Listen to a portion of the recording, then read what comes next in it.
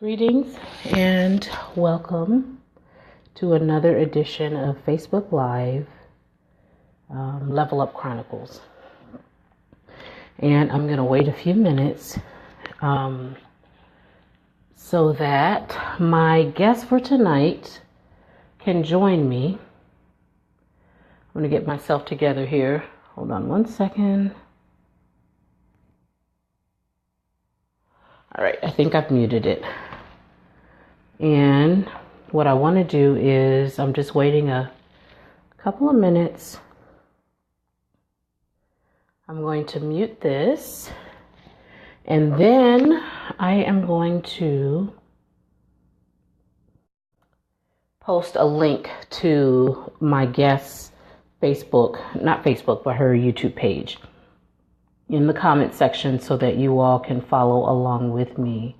I am really excited about this series, y'all. Like, we have had such a good time with this series, starting with greetings, sis.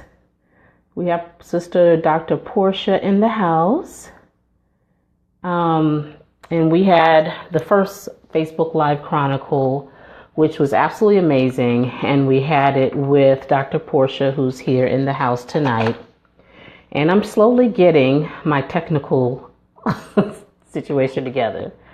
I finally learned how to have my laptop on the side, etc.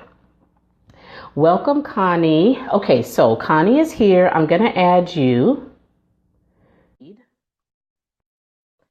And I'm so excited. So I have posted Connie's. Hey, how you doing? Finally, yes. Oh my gosh, I am so excited. I am so excited that you're here tonight. Thank you. Oh my gosh, I'm so excited. So you all, I have placed a link to one of the YouTube videos. I think it might have been one of the first ones that I listened to on this phenomenal woman's YouTube channel. And if you don't know Connie, please just look at the link that I posted here, the YouTube, so that you can at least get to her channel. You have to listen to this woman. Now, one of the things that attracted me to her was not only her wit and her down-to-earth nature, but her passion for women of color and Black women's economic empowerment, for just various aspects of our lives. And she really embodied the message to me, which was the level up message, which is, again, the platform for, the Facebook Live, as well as what I'll be discussing on, and I have been discussing on my YouTube channel. But what's really important is that she allows us to go into not just the emotionalism of why we want to level up, why standards are important, why we are looking at solutions for ourselves. But as she says in her videos, it's extremely important for her to back up her information with statistics. So she's just not speaking on emotionalism and personal experience and whatnot, but she makes sure that she walks you through serious statistics, and so that she can really give you an idea of what we're really dealing with as a set of women. And so, as I did with Dr. Portia the other night, I really would always rather that my guests introduce themselves. And then, of course, as a reminder, when we're done, come back into this feed and post your links, Connie, so that they can get in touch with you, and then connect with you via your YouTube, via your Facebook group, etc. But just give us an introduction to the fabulousness that is Connie, because y'all, she is such a treat. You're going to have such a good time with this. Such a good time. Thank you for that wonderful introduction. And I'm very excited to be here. It's an honor to speak to all of you. And of course, my name is Connie. And how do I start? So I've been in HR, human resources, for over 17 years. I have a bachelor's in business administration from Metropolitan College, and then I went to Cornell to get my master's in HR labor relations. So doing this work, I've been working for big box retail, which means multi-million or billion, like Gap and other companies like that. And as I progressed, I saw that there was no networking for me. I got to I call it the black ceiling. And no matter what my education was, I just got stopped. And then I had this massive school loan, and I was like, whoa, this is not working out. This was not supposed to happen. And Right. told me if you get an Ivy League degree, it's going to be easy. That is absolutely not what happened. When I was working, there were people in my department working on my level that were white with high school degree, with so, like, this is the truth. There were people that barely had an associate's, or they call it equivalent work experience. So Right. at first I was ignorant to it because I grew up, you know, in a two-family home. My parents been married for 40 years. Both of my parents, you know, went to school, told me if you work hard, this and that. So I'm going to be honest, I was oblivious to the level of discrimination. I was one of those black people that said, nah, we work hard. And I was ignorant to the numbers. I was ignorant to the facts. You know, I was just propaganda. So when I started experiencing discrimination on me, I was like, whoa, what's happening? Like, I had to work. And the biggest issue for me was that I couldn't learn from the people that I was working with because I was so advanced.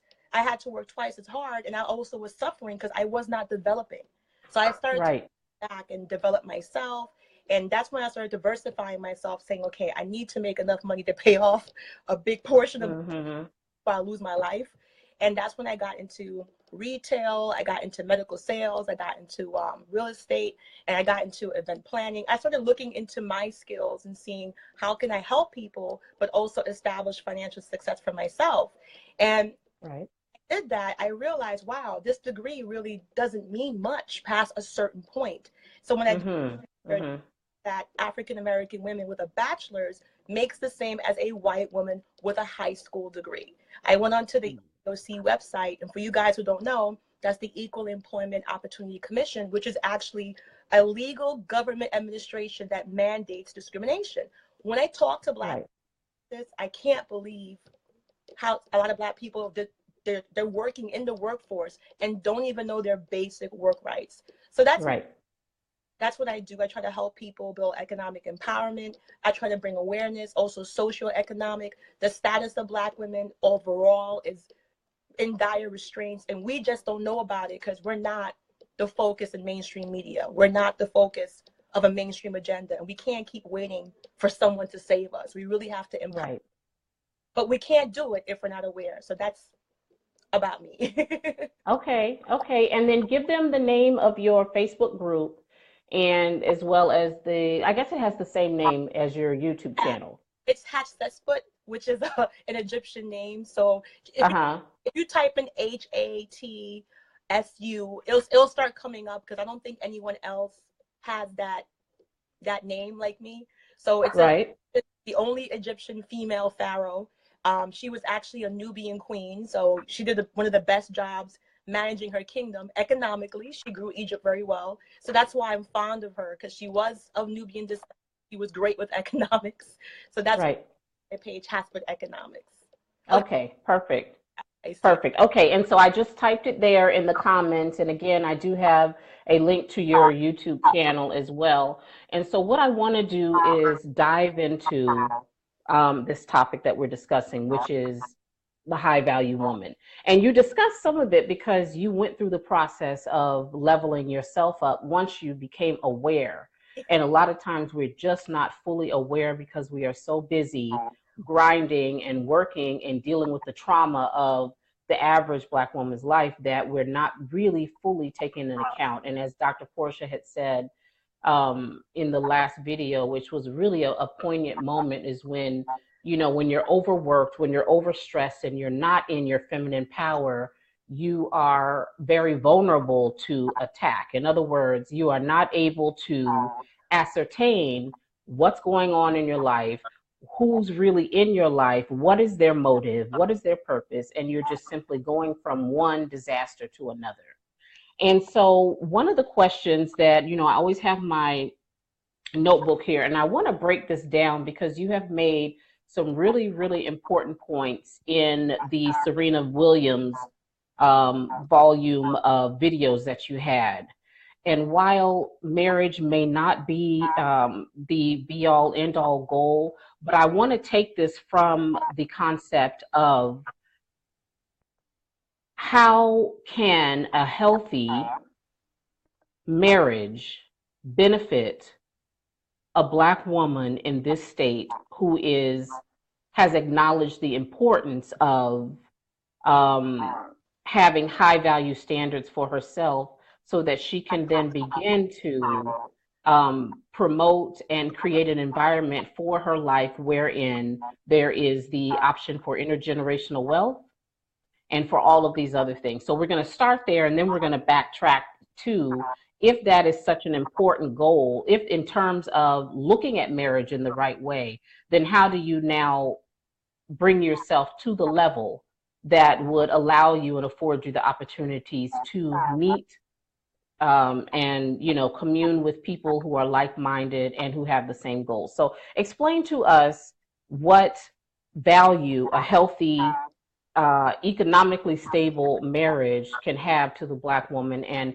how her not having it has affected her life right now. Yes, and that's what I And bust out some statistics because I know you're good with you need to bust out and let us know because it's very valuable with these statistics and I know you have them. Yeah, I have them. Like, I'm a little bit of a nerd there. So the thing is that most people are unaware that the government actually has a national health and national geographic that pull Census Bureau marriage. So if anybody works for the city of New York, you'll see that they track marriage. And I always tell people there's a reason why the government does anything. They don't do anything, at least for free, at least what I know. Wondering so close attention to marriage. And there was a great report that I actually published and I put it out. And the reason why marriage is so fundamental is because our entire country runs on a two-system income. Before the 1950s, it was a one-system income. Everything from buying a house, buying a car, sending your kids to college was sustainable on one income.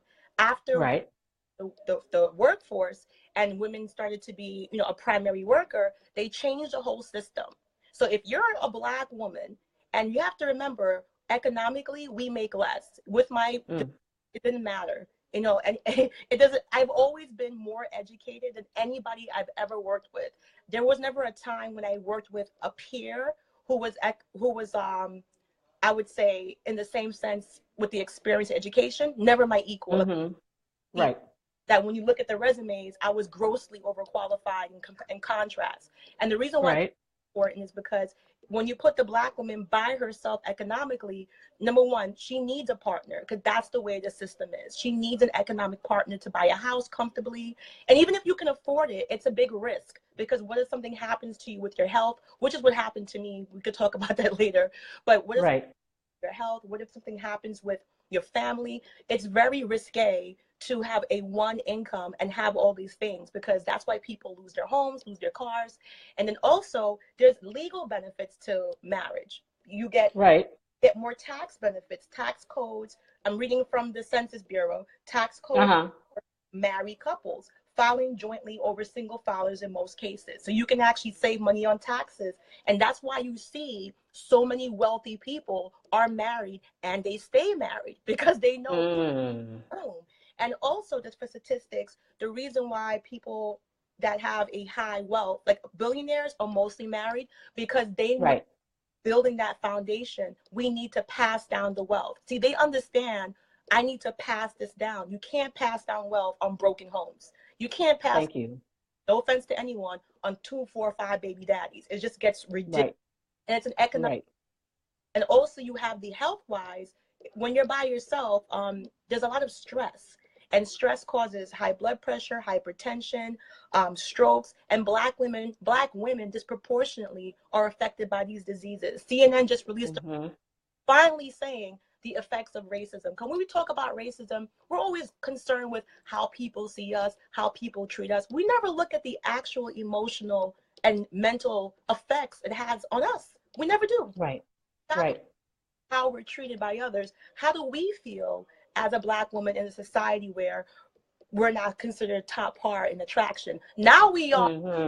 Now they can figure out with plastic surgery how to get our looks. But for I grew up years old. I grew up in an era where big lips were made fun of. I got called cow lips. Exactly. Like I went school, and they used to be like, JJ from Good Time Lips. And I'm like, what? All of that. Right. I'm so shocked I'm seeing this transition in my own lifetime, that Right. now it's sexy. People are putting cups on their mouth, doing a lip bucket. Mm-hmm. Mm-hmm. But marriage Mm-hmm. is fundamental because it secures you. If one of you gets sick, one of you can carry the other. And also, people tend to marry in their own circle. So if you're successful, Right. have a higher chance of marrying a successful person. And even if you're not, Right. if you're knowledgeable about marriage, you'll try to network with people in that circle to get yourself to that level. And Right. over 72% of Black women have children out of wedlock, which is an economic devastator. They're saying by the year Yes. 24, Black homes will have zero net worth, which you can't live. Mm. And that's before Trump. This is in Forbes magazine. I'm reading it right now. Median wealth of Black homes will be completely zero by 2053, warns a Mm. United States report. So that means we're on our way to absolutely no wealth, but yet Black people are spending as a demographic $1.3 trillion. So I Right. have no net worth, but we're spending as a collective $1.3 trillion. And Right. people like to argue with me and say, well, that's not real money, it's credit. You can take that credit and invest in a loan. You can take that credit and invest in a real estate license. You could take Yes, you can. and start your online business. Nobody says you have to buy a Louis Vuitton bag or your Right. choice to invest that credit in assets that's not going to be fruitful. Right. I tell Black, Right. don't buy a car that a Mercedes Benz or a Lexus. I believe if you want to buy a car, you should be paying in full. If you need a car, because in New York, I know we're spoiled. If you need a car, Mm-hmm. get a basic car. But I see people just making 80, 90,000 and they're Benz, BMW, Ferrari. Mm. Like, once you drive it off the lot, do you realize that's it? You lost 50% of the worth. So I don't think Right. Black people are aware of that, and they don't teach generational wealth. They don't teach Mm-hmm. legacy. They don't teach, passing down. I see a lot of Black people in a collective say they're broke. How about all of you network together and put your money together? Like, I actually helped a group of Black women. I did some volunteer at the on Jamaica Avenue in New York at the SBA office. 5 of them were sitting there Mm-hmm. for 2 years, and they all have vouchers for business, but they were saying, oh, it's not enough. I'm like, put your money together. Go to the notary. There's a free legal lawyer on the premises. And guess what? Now all 5 of them are running a nail salon in Jamaica Avenue. Wow. And yeah, Wow. they got a big space because it's the hood and it's cheap. And they Right. 40 chairs and they're making good money. Now they're hiring people to do waxing and stuff. And that's what I mean. Marriage, Mm-hmm. you need marriage. The New York Times says if you don't have marriage, you're going to fail because everything is set up. Buying a home, buying a car, it's made for a 2-family income. Even when you're going to the doctor, they even said people that are married get better treatment. You can, Mm. if I did a video with Serena Williams, they even suggested bringing a partner, a fake partner with you if you want to go Mm. get better treatment. That's real. Like, That's real. this is crazy. And I think That's real. it's affected Black women because we don't have the support.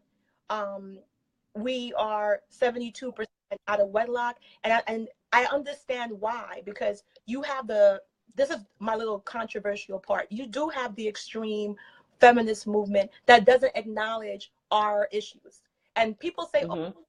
I'm like, no, white women have their own experience. You got white women. I went to school. I went to Cornell. You got white girls that were doing whatever they do, and they know that husband train is right on time. They trade that whole card in for that marriage card, and they're good to go. We don't have that luxury, so they have men Right.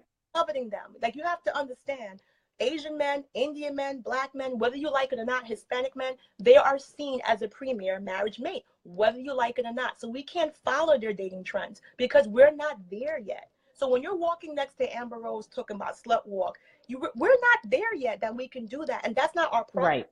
We're looking for good men. And then also white women, they believe 50-50.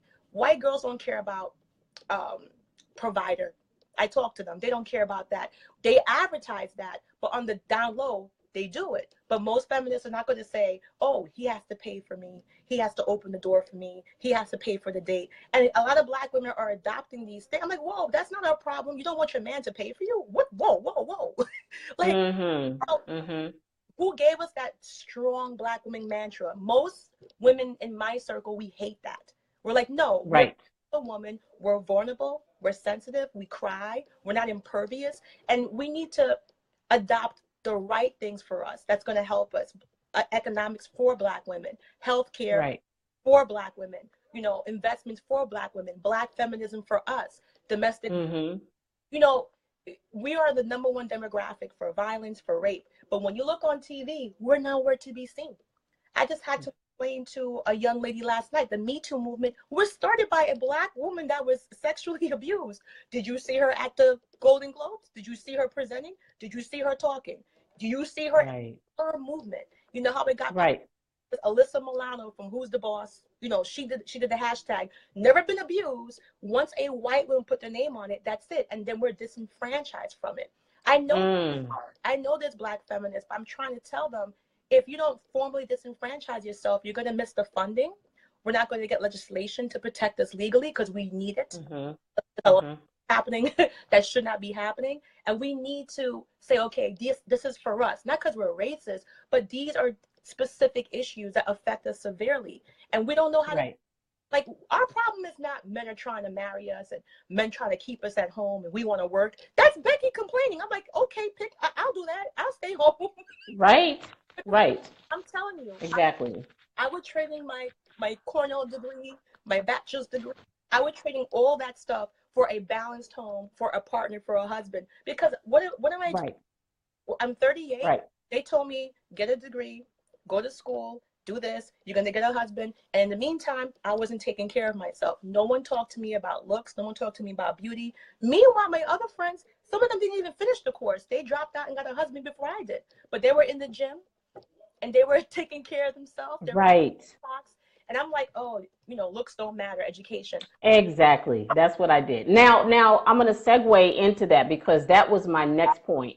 And that was such valuable input, is now that we have discussed some of the key points as to the economic power of marriage and what it can do for you when you're married to the right one.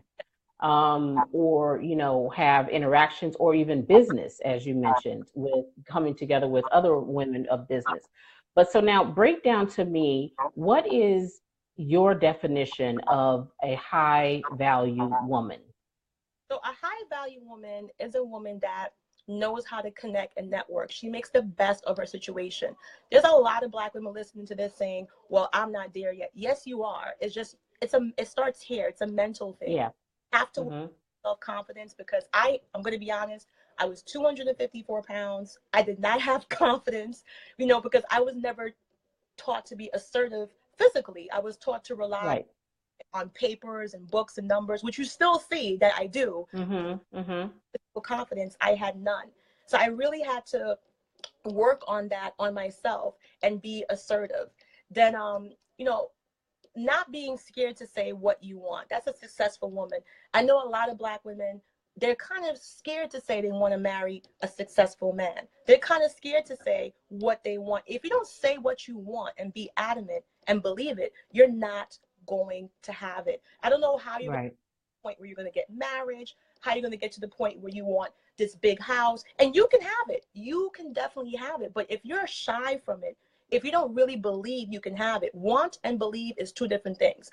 I want to lose 20 pounds, but if I'm here eating pizza and hot dogs, do I really believe in my ability? So it's about a mindset, a strong, ironclad mindset. Because it's not about what you have. Because I have everything you could think of, a house, a degree, car. It doesn't matter. Because if you don't believe in your possibility to get that, and also a successful woman is assertive, but yet polished, meaning that she knows how to assert herself. She knows how to command herself, but still be feminine and soft. A lot of times Black women, you know, we go from either very, I guess, passive to the other extreme, super aggressive. There's a middle ground that works, because I learned that from my white friends, because a lot of Black women get a bad rep. And I have to say, white women taught me, you can shake somebody's hand and be like, hey, good afternoon. And I'm sitting at my computer typing, and I literally hear saying, I'm going to get that bitch later on. I'm like, whoa, whoa, whoa. Black women, we wear our heart on our sleeve. We're just Mm-hmm. we're not fake people. We don't like you, the necks start going, the eyes start going. But that doesn't work in the real world. That doesn't work in the business world. You have Right. like 48 laws of power. Be able to contain yourself, control yourself, pace your emotions. That's the best thing for success. Like, don't do anything impulsive. If you feel really passionate about something, like you feel like, okay, I have to say it, give yourself 24 hours. That's where success comes from. Give yourself time to actually think about everything you do. And I had to do that with myself. I was in work Right. where I wasn't making the right choices. I was impulsive. And I had to say, wait, after I went through the experience, I could not believe certain people who were saying certain things and doing stuff. And guess what? They poker faced me. I learned the hard. Mm. So I said, you know, Right. that's how the real world is. You have to be able to not let your enemies know or your competition know what you're doing. That is success. You got to be able to shake hands with people you probably don't want to shake hands with. I try to tell Black women that all the time. If not, your enemy is going to know who you are 10 miles away, and it's going to be Mm-hmm. successful, especially in business, even with family, even with social stuff. You got to be able to not say, well, I don't like her. It's okay. They don't like you either. And you don't know. And the people you Mm-hmm. don't like you either. The people that, Right. trust me, if I do HR, and I see so many employees hanging out, going on vacation together, posing with Corona bottles, and that same employee would come back to me and snitch on somebody they were in 2 weeks in Jamaica with, Bermuda. Right. I'm telling you, Right. 99.9% of people that you think are your friends aren't really your friends anyway. So just relax. Right. Right. Don't Okay. yourself. So how do you feel about if you, let's say, had a little sister or someone coming up, late teens, who's considering schooling, who's already been dating around, um, and considering career choices, and may not have had access to someone who could explain to her how femininity and how adopting the feminine energy and bringing that forward as opposed to whatever social media has shown her for the past 18, 19 years, that you've got to be big mama, you've got to be the angry woman, you've got to be, bitter, all men are dogs, etc. But what are some of the key steps that you would have her take in order to uncover and discover her femininity, even as she's going about her work life, dating life, etc.? Can you walk us through some of the goals for those who are listening and who may be quite interested in this, but have like no idea where to begin because they've been in such masculine mode all their life? Yeah, and that was me. I used to, before I explain just really quickly, I started hearing comments from my female friends that used to say, "Gee, Connie, you would make a great husband." I will never forget that day. Yes, there was Wow. female friends, and they didn't mean it. They thought it was a compliment. It was one of my best friends, Right. at the time. We're not friends anymore. And she was like, "Wow, if you were a guy, you'd be such a great provider." That's when it hit me. I'm very masculine. Like I'm doing too much. Mm. And I'm not taking care of me. Like I'm doing everything outside, but nothing inside. So what I tell Right. people is take a break for you, and treat yourself the way you want others to treat you. If you're like, oh, I like flowers, get used to buying yourself flowers. If you want Mm-hmm. Mm-hmm. start taking yourself to the spa. You don't got money? I went through that. I took a hot pot and I used to steam my face at home, put on some music from YouTube and relax. You got to start. Mm-hmm. It starts with you, because you just can't throw, even if you hear this video and you were in my shoes before and you throw yourself in there. The worst thing I see Black women doing is exposing, I call it like the Blackistan rules. Like, you can tell this Mm-hmm. being treated well. You can tell she wasn't loved, she wasn't adored, she's never been pursued, she's never been courted. So you really got to do Right.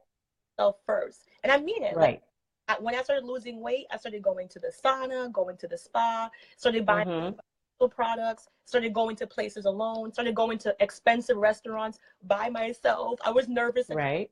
I wanted to see, Right. because if you choose to put yourself with those successful men, men are not stupid. They can tell right away if you never had anything good. You can tell right away Mm. if you're not, if nobody's treated you well. Sometimes Black women say things, and I'm like, listen, if you want to, shit on these men, do it in private. Don't do it in a mutual setting where guys could identify that this person wasn't treated well.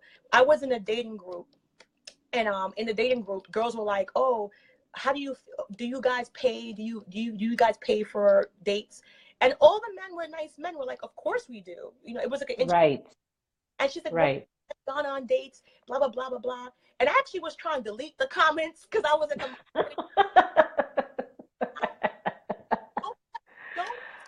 Right. do that. You don't think men have bad experiences? How often do you meet a guy and he tells you he got played? How often do you meet a guy and he's telling you, yeah, this girl dogged me out? Like, it's very rare, but classy, sophisticated men, they play poker, and you can do that too. Right.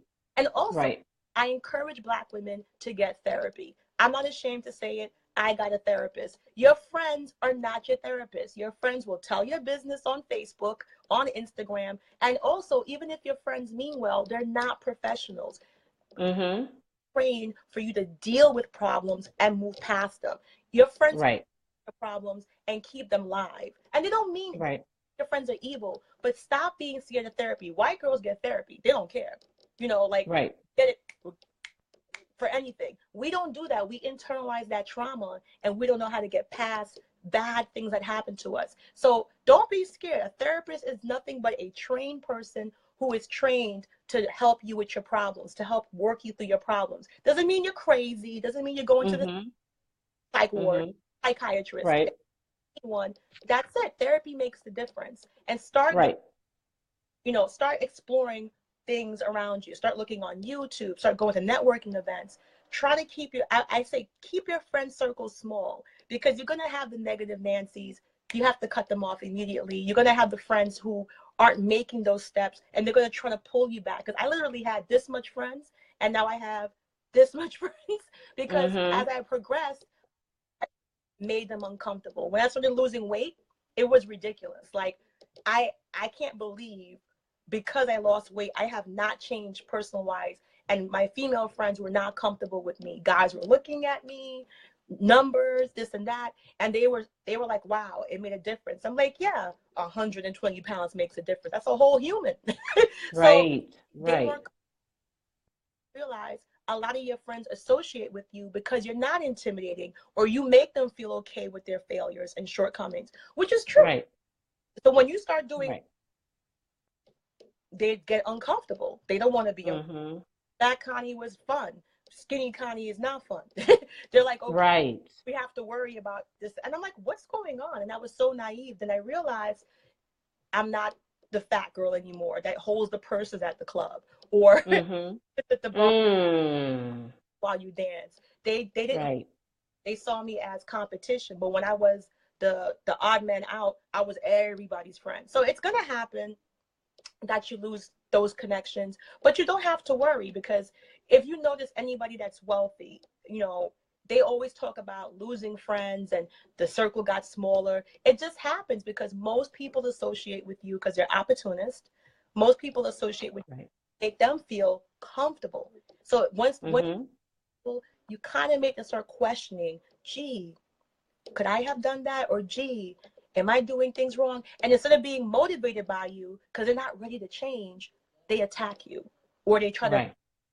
So you really need to cut that off. So successful people are assertive, they're confident, and they try as best as they can to start that self-love. It's not about what you physically acquire. It's about getting your self-belief, getting your character up. Because I had to do that. Right.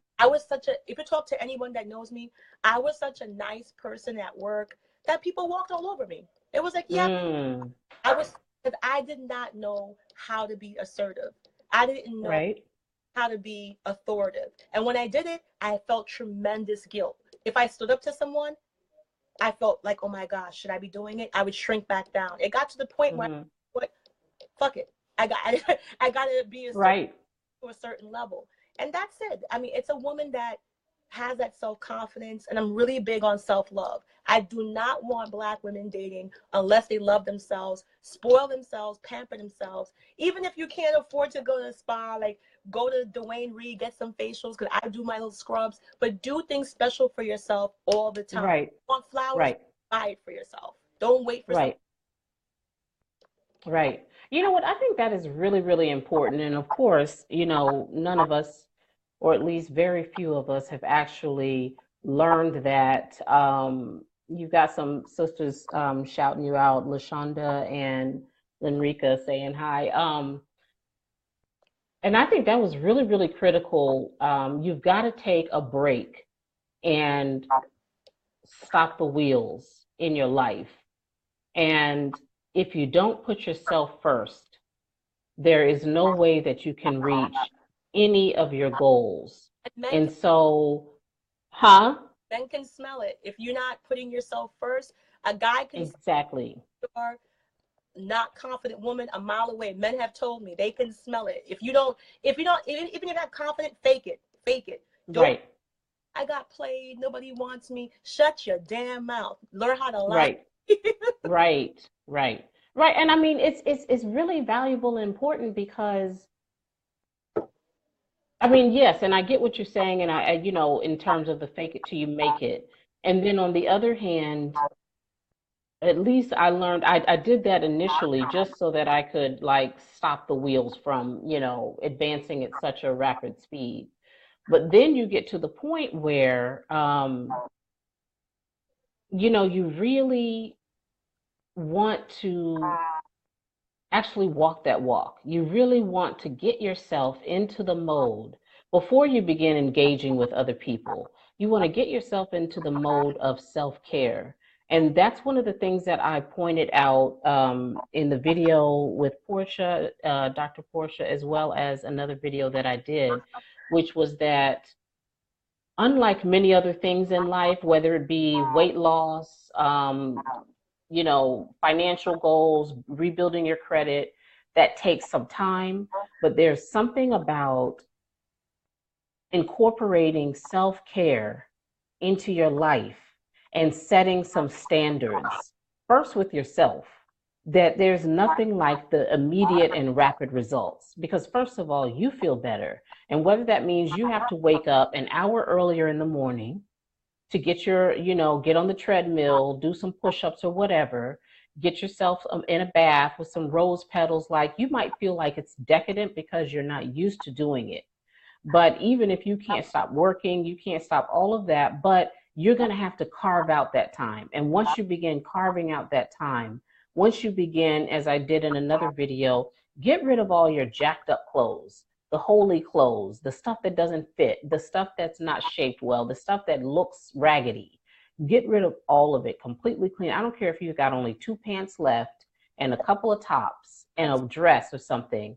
It's better to wear those over and over until you can replenish than to keep, because it's amazing how much we discount, especially for those who've been on the spiritual path and have been, on this whole mindset that, material doesn't matter and it's all about my inner self. And this is how you get got.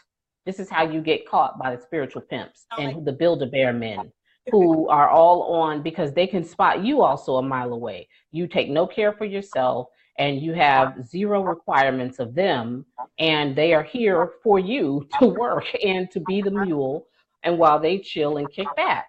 And so having all of these ideas, if you are dissatisfied with the life that you've had because you've been on this spiritual thing or it's something else or whatever it is you've been doing and it's not giving you the results that you've wanted as single motherhood, all of the stress and drama and the poverty, the everything that happens to us, you have to understand that there's another way. And there's never too late to begin. But a lot of that you have to start first with yourself.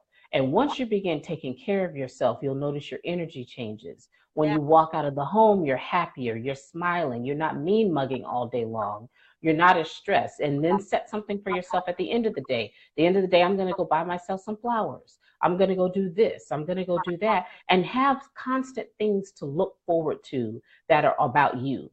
Learn how to be selfish. in your self-care. Learn how to, that there is nothing, even if it doesn't feel comfortable, give yourself that opportunity to be selfish and say, it is about me, 100%. It's about me, and I'm going to do this. Even if I don't think I can afford a set of flowers, can't afford these beautiful pair of shoes, have one nice pair of shoes. You know what I'm saying? Like, you have to understand that as you elevate your energy, you begin to repel the dusties. You begin to repel, as the sister said, the hoteps, all of them that want you to, bring your sense of self-worth down so that you can be the work mule and elevate them into a space where then they can then go out there and get the feminine woman who they cannot attract in their current state, because a woman who knows her worth and has done the inner self work to pull up her value, she's not about to walk in some situation where the brother can't handle it, can't deal with it, he cannot, it's 50-50, or can we, Dutch, or can you buy the meal? And it's all of this going on, which we have accepted as norms, and no other set of women are accepting this but us. Yes. And that's what I had this conversation with one of my good friends. She's listening. I could see she's on. And, we had a private conversation. And I said, I'm so happy that there's women out there like you, like CK, that's talking about opening their options. But what I want is that if you don't practice that self-love, if you don't practice what a successful woman is, assertive, confident, self-loving yourself, knowing what you want, writing it down and pursuing it with a sense of belief. There's so many Black women, I'm in New York, that are not doing, they're just making the physical transition. Means, okay, you open your options, but what's the sense to open your options if you're not talking about marriage? What's the sense to open your option if you're still not saying, okay, this guy should be paying for the date, this guy should be courting me, wooing me, I'm looking for marriage? If you didn't change anything, just the actual skin tone of the person, you're bringing these bad principles into a new demographic of dating. Because I've been seeing in New York that it's like there's a few Black women walking around with like clearly biracial kids, not married, baby mama, and it's not a big percentage, but I'm noticing it. And I'm like, whoa, whoa, whoa, we have to stop this in the track. I'd rather you stay in Blackistan because you're gonna demographic, because you're gonna mess up what we're trying to do. And that's why I'm trying to tell Black women we need to like aggressively level up and also say, okay, this is what we need for our culture. We want to get married, want men that can take care of us. We want to be traditional, because if you don't say those things, why would he want to like pursue you in that way? If you're like, I don't want to get married, I don't care about getting married. So once the guy hears that, he drops all his what's my purpose of dating you? Once you take that, the only thing he sees is sex. So you have to assert that as a woman, and do not be fooled. White women have taught me that that's what they date for. That's why I'm kind of like gripey, because I went to college with feminists, people that were part of feminist formal organizations, that people that went to Washington and sat in Congress and signed stuff, and these same women carrying signs when nobody was looking. They was looking to be pedigree husbands. They was looking to make sure. Thank you. Oh my! Thank you. I was like, oh, yes. There's somebody I used to work with. I saw her listening, and she can type it. She knows what I'm talking about. The right. Out there pushing this sex in the city, free love, forget about marriage. I cannot believe she's married with kids. I look at her, I'm like, wow. She was encouraging girls to go out there, be loose, this and that. Even one girl in the circle caught an STD from following her mantra. This is a true story. And I was like, right. But the same person that was like in love with that, behind closed doors, she started dating a doctor. She didn't tell Thank you. And right. She had a doctor boyfriend. She didn't tell us. Right. And married now. And you best believe she wasn't hyper masculine in the house either. She's cooking somebody's meal. She's, you know what I mean? Like, this is what I'm saying. We have bought into this lie. Stay-at-home mom now. If you would have came 5 years ago and told me that white woman would stay, because she was all about women empowerment, and we're the same, and 50-50. I pay for dates. It doesn't matter. She said, I don't care. I can pay for the date. I swear to God, I'm Catholic. I swear to God, if you would have told me that person's gonna stay home, she's on Facebook now posing with cookies and pastries. She got an A. Bacon. I'm like, She's in the PTA, yeah, girl. yep. She And all about her baby and her rich doctor boyfriend. But then when she was talking to these girls, these black girls and Spanish girls about dating, go out there and fuck, fuck, fuck. I was like, yo, this is why you can't believe it. I think that, and I'm not racist because I have white female friends, and they even told me right, behind closed. I have good white female friends, and they even told me behind closed doors, the feminist movement, they can't let go. They don't want black women to excel because white women have reached a pinnacle that we're not there yet. And they don't want to let go because once they let go of the rubber band, it snaps back to us and we're next on that level up. They're not ready for that. They don't want us to be healthy. They don't want us to get in shape. They don't want us to date or marriage. They don't want us to become a competitor. They don't want us. They don't empower us. So they still on that feminist mantra with the cover that they're helping us, but they're not. They're not. Because I look at the statistics, and it's not like we need to raise awareness. To me, we're at a level where it's systematic murder. You cannot be in the United States and 24% of all black women who give birth have complications and die. That's where we are right now. 20% of all that's worse than Mexico. It's worse than it is. It's worse than Panama. It's worse It than is. That's crazy. And Mm-hmm. there's Serena Williams. I just did a video, almost died in childbirth. She had to Yep, I just watched that. get up and tell the doctors. And even when she told them, she had to correct them again. And she said, well, I'm Dr. Williams. So it's scary that we're over here saying, yeah, they don't care about us. When you're talking about domestic abuse and rape and stalking and street, we are the poster child. We're the number one kill demographic in America. We're only 6% black women of the American population, but we're more than 50% of all homicides. Just think about that. We're only 6. Black people are only 12% of the entire American population. There's only 45. That's not a lot. This country majority white, 62%. When we are overwhelmingly the victims of homicide and abduction, as I'm speaking to you, 75,000 black women are missing. 75,000. Don't see it. So that's why I'm trying to tell you whose feminism is this, because everything they're fighting for, we are the number one demographic to be affected. And I had a charity in New York under Lions Club when I was working for a company. And I actually organized a charity. It was for STDs for women of color, domestic and violence. So for 4 months, everything was great, and we were making progress. The next quarter, all my funding dried up. I was in East Brooklyn, Broadway Junction, like the hood. I'm like, wait a minute, how the funding dried up? We need the money. When they saw progress being made, and someone like me networking, connecting, and bringing over, they didn't want that. I'm like, so where's the money going? The guy was like, I'm sorry, Miss Walker. And I was devastated. We have to close it down. Wait a minute. Greetings. You didn't get funding for Brooklyn, East New York. If you're, what? Do I have anybody from Brooklyn here? You know that's the real area.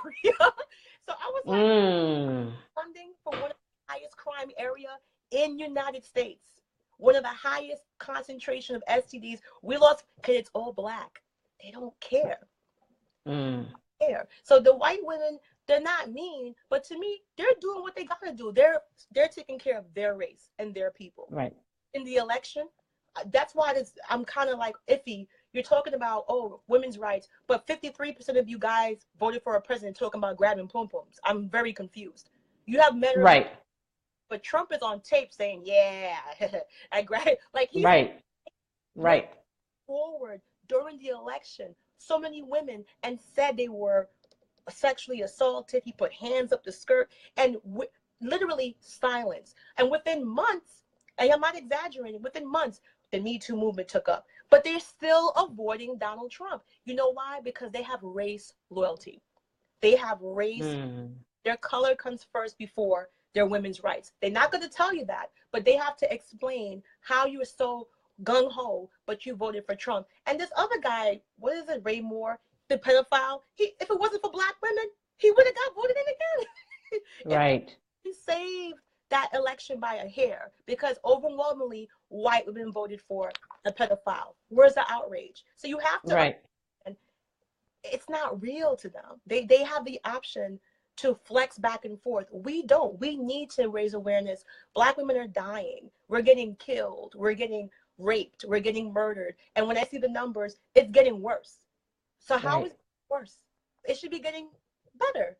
It's getting Mm-hmm. dramatically worse because they're seeing Black women excelling. I look at the EEOC and they see a lot of Black women graduating. They're being proactive and they're taking measures to ward that off. I'm actually working with the EEOC as we speak. We're trying to create a law that says you can't use social media and Facebook because now employers are looking up your race. Like if you Yep. hire for a job and they can't see you on LinkedIn, they say we have the right to use social media. What are you looking at? What are you looking at? Right. That's why I was Right. to change my main profile picture to, a flower or something. So it's it's it's it's just frustrating to me because when I had an argument with somebody on my Facebook page because she thought I was a mammy and feminist rights. I'm like, what are you talking? Do you know the state of Black women that they don't care about you? Do you understand? Right. Right now, with my Ivy League degree, if you get a white woman that has no college, most people will pick her over me. Do you understand that's the state we're in, that Black people are actually 54% poorer with these degrees? Do you know what it's like to have $180,000 debt? I do, because that's where I'm in. Do you know? Right. And we're not getting those big paying jobs. The city of New York was caught doing discriminatory behaviors. The federal government is caught mandating them own selves, but we lack the awareness. So I tell Black women, diversify. Even if you got a great job, I don't care who you are, diversify. Do something else. Right. Don't rely on one source of income. In 2008, we had the financial market crash. I had friends staying in my house living with me because most of the people that did not capture their jobs back in finance were Black. Who do you think Mm. off? I'm talking about people with masters, PhDs, working for Bear Stearns, Lehman Brothers, what's the other one? Merrill Lynch, all these companies. Right. And a lot of the white people were able to find jobs and get reinstated. Not the Black people. Some of them stayed unemployed forever in that sector. Mm. And they had to Wow. learn the hard way to do other things. I'm saying you have to come to that realization before it happens. I don't want to see other Black women get surprised. We legally in this country work at an at-will state. And people say, what does that mean? It means your employer has the legal right to fire you at any time without any notice, Exactly. documentation. And that Exactly. it happened. I told Exactly. them, they're like, is this legal? Yeah, it is. If you Yeah. haven't made an allegation of discrimination prior, it is absolutely legal. And Mm. it happens to, yeah. I had people that lose their home, people whose marriages fall apart, literally unemployed the same day they go to the job and the business is closed. Alfred Angelo is a bridal shop and they did that. They closed their business down without telling their employees, without telling their brides. Walmart just closed 62 Sam's stores after getting that bonus from Trump. 5,000 Mm. lost their job. And you're already talking about a very heavy minority demographic. So when I tell people you need to diversify, even if you're happy with your job, I'm not saying quit it, but you got to figure out other streams of income. Because if you don't do that, nobody retires from the private sector on the beach. You have to Right. you have to have something going for yourself and set a retirement Right. instead of goal. Because Black people, the numbers show it. I'm looking at it right here. Despite higher labor participation and voting rights at all educational levels, Black women are concentrated in lower paying jobs than any other worker and have poor outcomes in healthcare, criminal justice, and life expectancy. This Right. level. That's Right. And it speaks to, again, why we are having this conversation because we're not actually living in a bubble. So, in other words, while, we have been trained up to this, I don't need this, I don't need that, I pay my own bills, I'm doing this and I'm doing that. And that might be well and good and everything, but look at the results, look at the statistics, look at the types of people and the choices we've made. Whereas you've made an extremely very good point that other women are raised to, well, the majority. There's exceptions to everything, but understanding that this whole build a bear, build a man, build a this whole poverty consciousness, and this whole idea that, you know, the lack of self-confidence, the lack of valuing your own worth, the lack of understanding what it is that you have to offer and what it is that you should be able to expect out in this world from the opposite sex. Because we can talk about a whole lot of things, but no matter what, people are still having sex. People are still out here, you know, whether you're Miss Bad Boss Bitch, you know, you're doing this and you're doing that and you got your own money and you don't need this and you don't need that, you're still having sex, which most likely is going to mean, as a black woman, you're still going to have some children by a man who's not going to marry you, who's not going to take care. You know what I mean? Like, it's going to be a struggle. There are plenty of brothers out here who are taken care of. I'm not saying that they're not. But I'm saying if we're looking at the percentages, which are what, 73%. I have to stop you right now. Not to be Go rude. ahead. When you No, go ahead. this is why I talk to black men too, because I have like a separate, very small channel. I do very like it's unlisted because I do have black men that contact me and they're kind of like embarrassed, like they don't want people to know they're talking to me. And I teach black men just taking care of your kids is not taking care of your kids. You're supposed to be able to pass down something to your children. That's how you build Right. generational wealth. You are not Right. survive in this economy just by taking care. I'm not trying to put down any black man that's doing the right thing because he probably doesn't realize it, but you need to engage yourself as a man in things you can pass down, not working. Mm-hmm.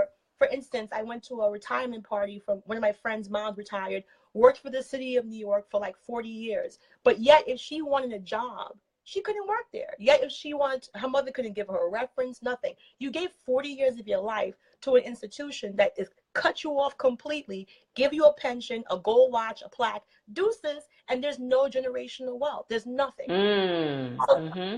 Black men have to, Damon Dash said it, I work for my children. I engage for my children. And once you do that, you're going to reach a pinnacle of wealth because anything you can pass down to your children has to be substantial. So when you work for them, it actually works for you tenfold over because you can't Right. stuff. So when I hear black men say, I take care of my kids, that's not enough. White men aren't taking care. White men are passing stuff down. And I want black men to get this out of their head. Well, I worked hard. No, they tell you that work hard bull crap. White people want to make sure every generation works less and less and less, and the money they make works more and more and more. Like, don't believe. That's real. Yeah, every generation wants to make sure their child has an extra 10 steps, has an extra 15. Mm-hmm. But Mm-hmm. have been conditioned, well, if I had to walk to school 20 blocks in the cold, and we're very proud of sharing our stuff. Yes, you're right. You're right. Blocks in the cold. White people don't do Right. college with them. I was the only one with 2 jobs trying to pay for books and trying to help with tuition. Right. Everybody else was like coming in from the Hamptons, all padded and feeling nice, and their parents Right. gave it to them. And guess Right. what?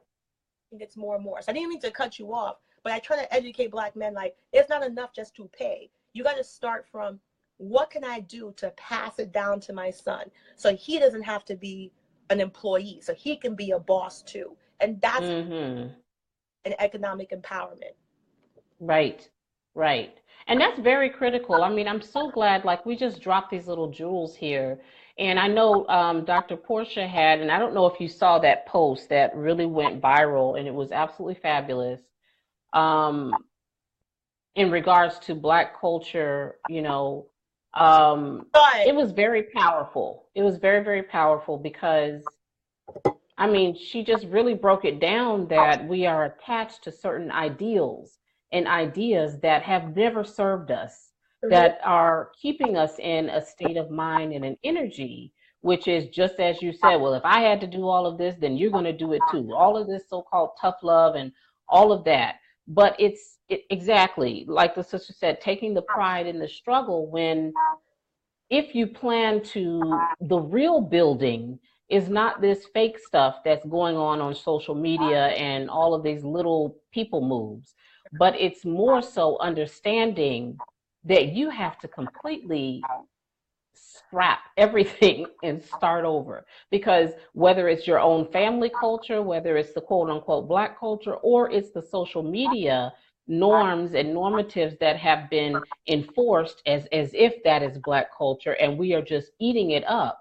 And so one of the things that I had said in the other video too, which is really critical, and I will continue to say it again and again, your self advancement, your ability to completely transform your life has to start with shutting off the TV, Yeah. shutting off social media, like, Facebook or whatever, but you've got to get yourself into a space where you are your first authority on what is and what isn't. And if you've spent 25 years spoon feeding this nonsense to yourself about what is, this whole concept that the Black man is this virile mandingo with the large dick that everybody's running after, all of these concepts, you know what I'm saying, that many Black men hold on to, and then Black women have this whole social media concept that we're the overweight, hefty, angry, neck rolling sister that's doing all of this work, who's the single mom perpetually. And then all of these quote unquote Black movies, which are promoting, Yeah. nonsense, you know, gender wars, nonsense, reinforcing all of these attitudes and stereotypes, and we buy into that, we consume it day in and day out, and we think that it doesn't have an effect on us, but it really, really does. And so one of the things that, well, I haven't had a TV in over like 15 years, so whatever, you know what I mean.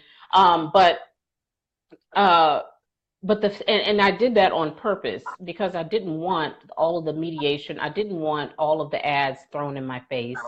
I didn't want to, every time some medicine comes on, well, if you have this symptom and that system, aren't you feeling bad? Are you about to fall out? Or if you're hyperventilating, are you doing this? Are you doing? And it's all of that all day long, as well as the push to keep you in a certain place. And if you think you're above it, then that's a problem because it's being reinforced everywhere. I think on my #SetsFoot Facebook page, I had to be forward with, a nice young lady, and she was like, well, discrimination and this, that. I said, no, sister, it is real. It's because you haven't reached a level where you're this close to breaking through. And you have to realize it's not for us, by us. The reason Right. people are struggling is because they're using mainstream rules, which are not made for us. And we're taking that into account.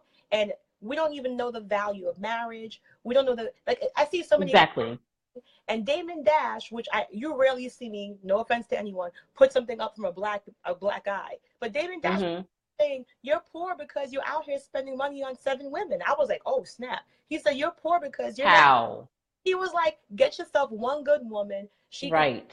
You support her, you build an empire. He said, you don't see Right. all over the place. And even if they do, it's from marriages. It's structured because they need that generational wealth. I'm Right. As I'm talking to you, I'm going to put in the link. It's a movie called The 1%. And in that movie, the people are so rich, they were actually able to start planning for the 4th and 5th generation. They have so much money, they're securing wealth for 5 generations down. And that's the mindset that they keep away from you. When I worked in Manhattan, I should have a clip that I found in New York Times. Oh my God. The status of wealth now for white people is big families. They want to have 4 or 5 families. The wife stay at home. So I was like, wait a minute. The symbol of wealth, the status symbol now, because to do that in Manhattan, you gotta have paper. You gotta have money. Right. Manhattan. Right. You mean 4 or 5 children? Two.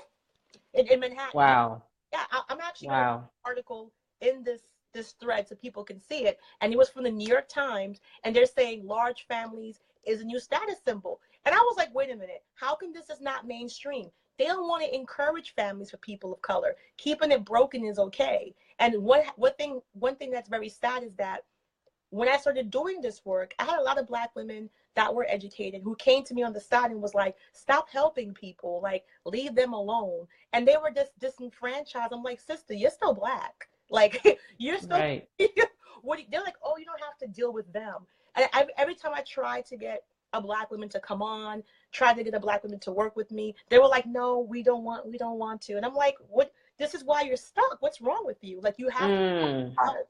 And I tell Black women all the time, you need to have a purpose for everything you do. That's success. I have a purpose when I get up in the morning. I write stuff down. No texting. Write it down. I make a vision board. That's how I lost weight. I had a picture of Vivica Fox, who I love, and I had a big Mm-hmm. put it on my fridge because I was that mid, Mm-hmm. and I really had to be aggressive with my goals. I did meditation. Right. You need to meditate to cleanse yourself. Sometimes stress is unavoidable. Practice daily meditation, just a space for you to clear your mind and focus on your stuff. Do it before bed. But I'm telling Black women that, you can't follow the mainstream stuff because not even them are following it. They're telling you to do one thing. Thank you. Thank you. Becky, check the statistics. I'm not making this up. She's still getting. Right. The only thing that's different is she's getting married 3 years later. She's like, the average age used to be 24. Now the average age is 27. And then I was so mad at Atlantic and The Roots, which is a Black publications. I know this is Mm-hmm. really bad, but Black people, fact check those Black publications. They are on that Black love bullshit. And I have to tell you, it is toxic. Because they were out there. I actually know one of the editors, and she blocked me. Mm. Work with me at one of my old jobs, and Uh-huh. she was out there pushing this Black love. You have to do Black love, and I'm like, first of all, if you find someone that makes you happy, make you happy. She was lying, saying that Black women still get married. We get married, but it's a little bit older. First of all, that's not true. Only 29% of African American women are married. And we have 3 times higher divorce statistics than any other demographic. So even if you make it to the Black man Mecca, you have 3 times higher. And the reason, like, yeah, from the Black bottom, and he's conditioned to be a good husband. I try to tell women, I hate when they say, "Oh, he changed for me," and this, that. If he doesn't spend his life trying to be a good husband, a good person, if he doesn't have a core of good morals, just because you get that ring, you're gonna be tortured. So you gotta make sure Right. you're You have to ask him, "What's a good marriage to you? Do you want?" Mm-hmm. And get shocked. I mean, Do you even know? I'm an HR manager. I have seen women Right. give birth almost in the store. I have seen women work Right.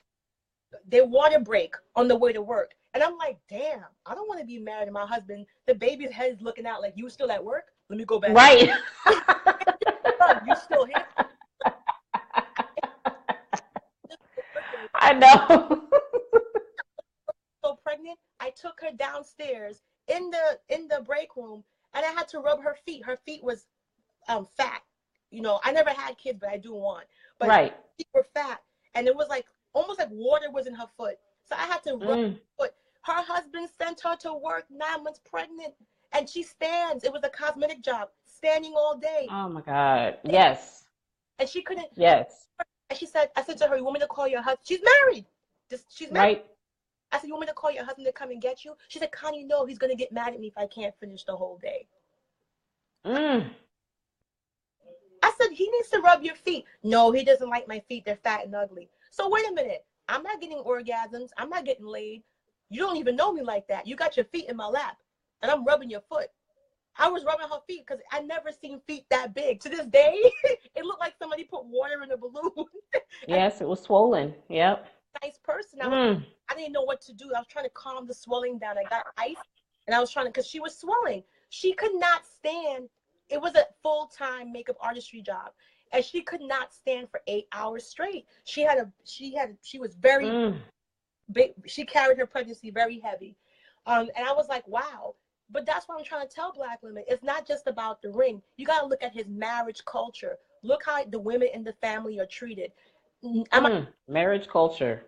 You got to look at the marriage culture, because different races. My best friend is Indian. I have friends who are Jewish. You got to look at the marriage culture. What does marriage Right. him? Does he want to be a provider? Does he want to be a protector? Does he want to be a Right. And I respect traditional roles, because if you're a good man, if you are a integrity man, I have no problem with you taking the lead. If you're going to protect me, pay my bills, have I my know that's right.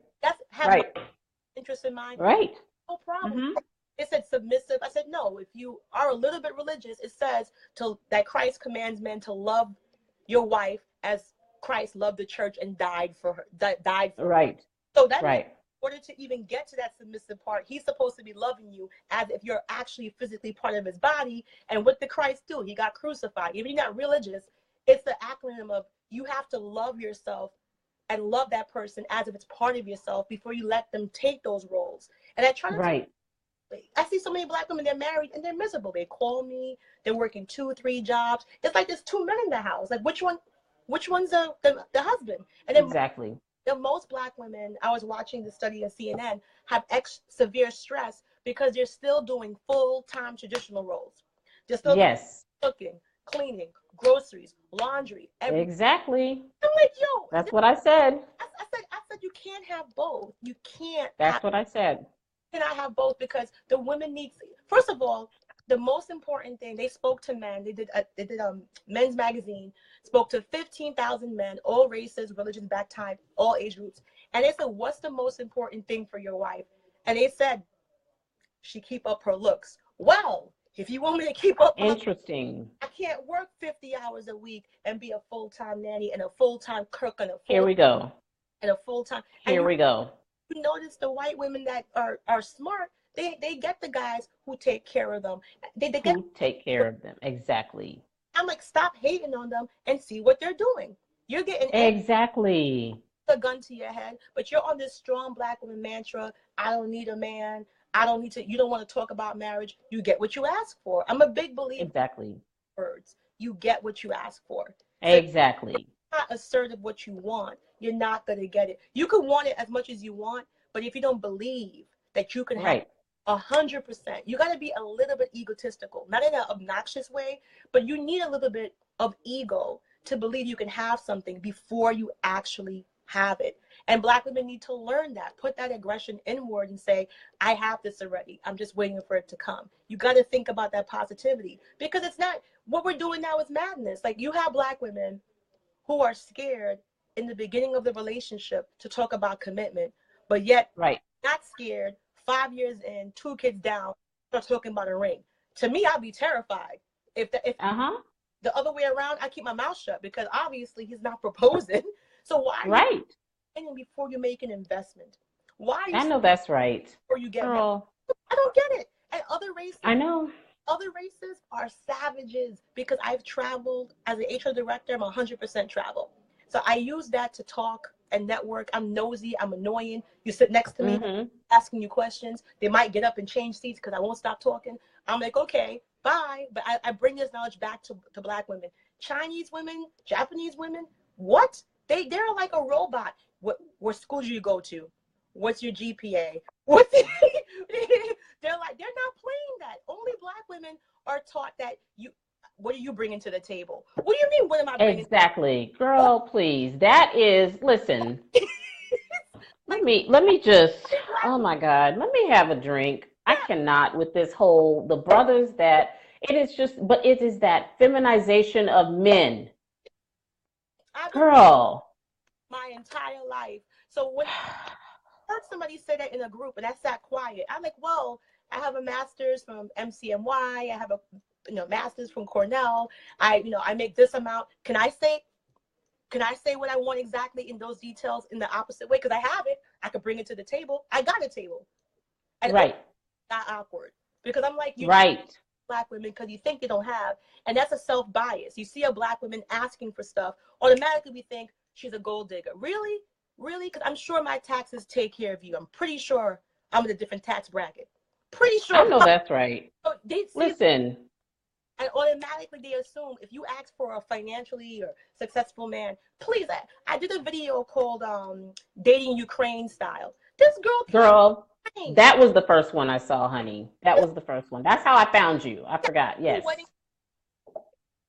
because no right now people get married April, May, June, July, September, and August. Right now, Mm-hmm. so I try to help men pick out rings and I do stuff like that. And Right.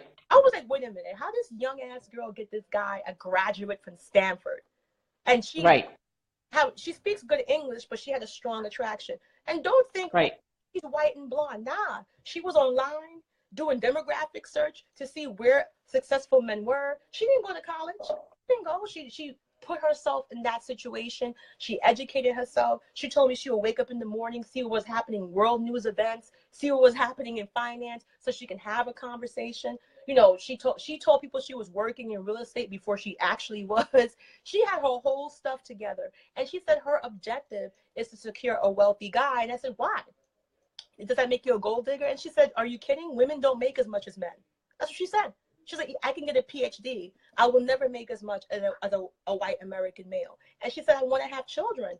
How does that work?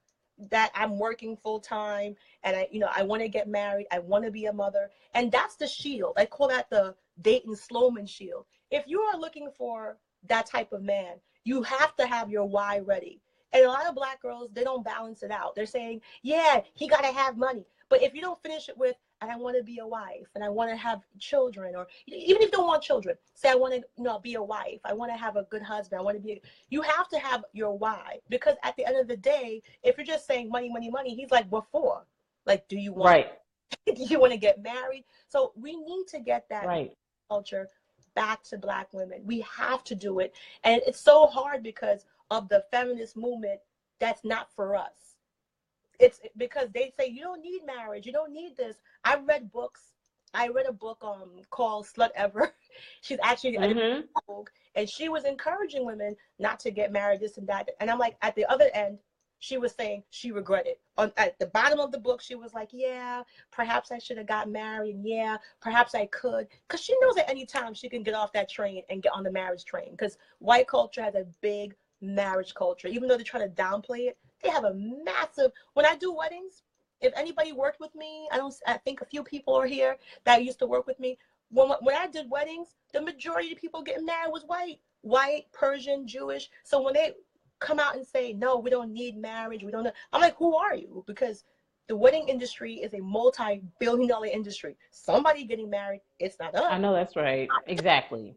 Exactly. And also, really quickly, I forgot to say that earlier, but if you all have enjoyed this recording and feel like there are people on your page who would really, really enjoy this, I would, please encourage you to share this to your page, share it to whichever Facebook groups that may have similar topics so that, people can get to see these links and get to Connie's pages, as well as just a discussion that's really, really important that we've been missing for some time. So I appreciate you all sharing if you've already shared before.